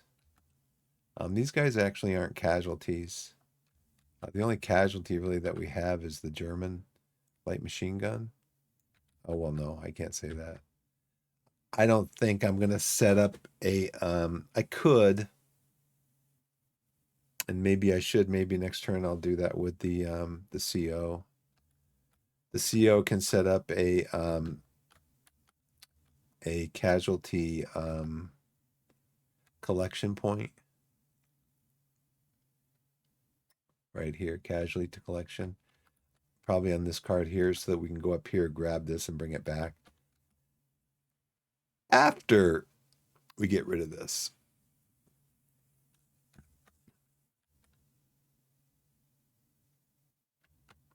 Because we have another casualty over here, don't we? Yeah, we have a casualty there. Any casualties over here? Our casualties are assault teams.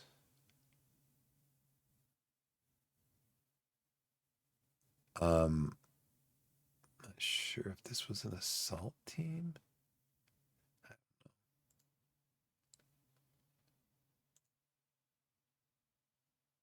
Anyways.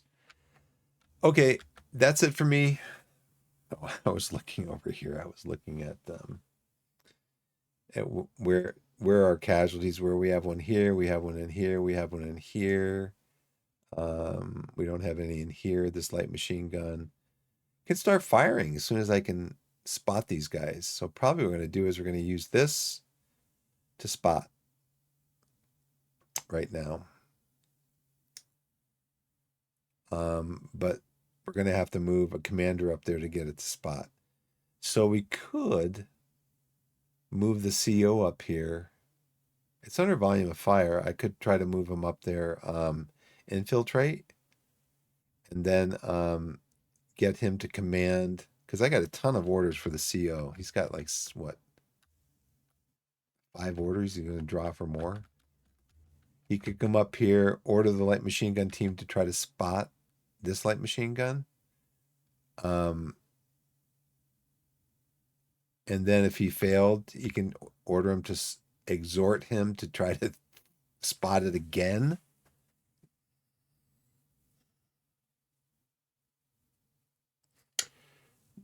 And then I could bring up I could bring maybe a platoon up, or another, we could try to find more cover. So what I could do is I could move the CO up here, the HQ, the company HQ up here. If I can get an order, I could move the platoon up here, or the second squad. They're in here together. And then order the second squad to find cover. First, try to infiltrate, and then try to find cover. There's going to be 3 more cover markers or 2 more cover markers in here. Get to draw 4 cards. Cover, infiltrate, find cover, exhort to find cover. And then the CO can move into the cover, this cover. The platoon can move into their cover.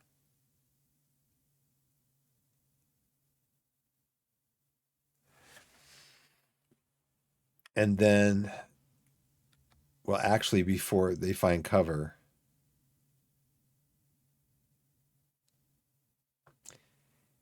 he'd have to go into the cover to do this. So he'd have to order this platoon, this squad, to try to spot this. If he spots it, if he misses, he can exhort them to try to spot it again. So that'd be 8 cards. No, that'd be 4 cards. Spotting's 4 cards. Anyway, it's already 1 o'clock. I gotta go to bed.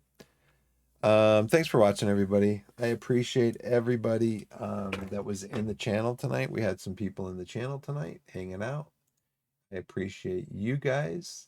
That would be Shroom and 423 Hooligan. Let me get my glasses back. Yeah, 423 Hooligan and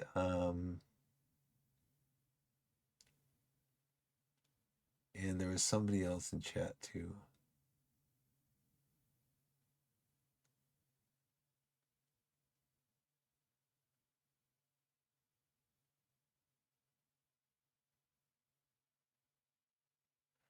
Yeah, there was a couple times when I have because when I'm playing this, I've got this as my desktop, but I don't want to be alt tabbing around a bunch of windows to try to get to where I want to go.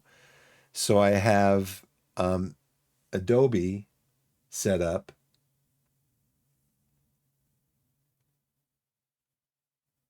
Let's see if it's going to switch over. Yeah. Oh, I did have some dropped frames. I had 224 dropped frames. Okay. But the stream health shows really good. So I have Adobe open too, so I can hop back and forth between the full rules and the manual because this is where the packages are. And then I gotta hop back over here. Well, first I have to do this. First I have to hop back over here by alt tabbing and then do this so you guys can see the board again. So yeah, I apologize for times when I'm not in the board. I'm still over in Adobe and I'm doing stuff on the board, or when I'm on the board here and I'm looking at Adobe. So, I mean, I'm sorry. But hopefully you guys will see what we're doing. I should just do a recap. I'll just do a recap tomorrow when I start again. If I play tomorrow, I'm not sure if I will, but I'll just do a recap. Okay, turn 1, we did this. Turn 2, we did this. Now, the fact that we have, we don't, it says in the manual to honor the counter mix, and we have already used all 3 of our machine guns. We destroyed one of them. So we can't use any more machine guns, but we're going to be going on to contact B markers. And so if you come over here, you'll see potential contact B now is going to have potential for machine gun and foxholes. Oh no, it's going to, the potential for B is going to be incoming artillery, number 3, light machine gun, which we won't be able to place that package. And then 5, 6, and 7, squad and trench, light machine gun and bunker, squad and trench, and light machine gun and bunker. We're only going to be able to place the squad and trench. We can do the squad and trench. We can do the incoming artillery. We can do the squad. We can't do the squad and foxholes either. We only have 2 foxholes, and we're using both of them for the machine guns. It says respect the counter mix. Redraw if there are not enough counters to place the package. There aren't. So I guess we're going to be getting a lot of artillery coming in. Okay, so this would be the best result. Squad and trench. We want to get that result. Random row on card 3. Let's get that one. Number 5. So we need to draw 3 of 4 on a 7. So let's go back here real quick. Come over here, do that. Okay. Yeah, so that's going to do it for me. I saved the game, so we're good to go. Thanks for watching, everybody. I appreciate you. Thanks for the VOD watchers. Thanks for the people that came into the channel tonight to hang out. And that's going to do it for me. So, as I like to leave you with the thought of wherever you are in the wide world, whether it's morning, afternoon, evening, or night, And I will bet all of you live right now and are living under one of those four categories: morning, afternoon, evening, or night. Wherever you are in the wide world, we're very common. We're, we have a lot of, we all have a lot of things in common. Like, I mean, where I live right now, how many millions of people are living in the same time zone that I live in?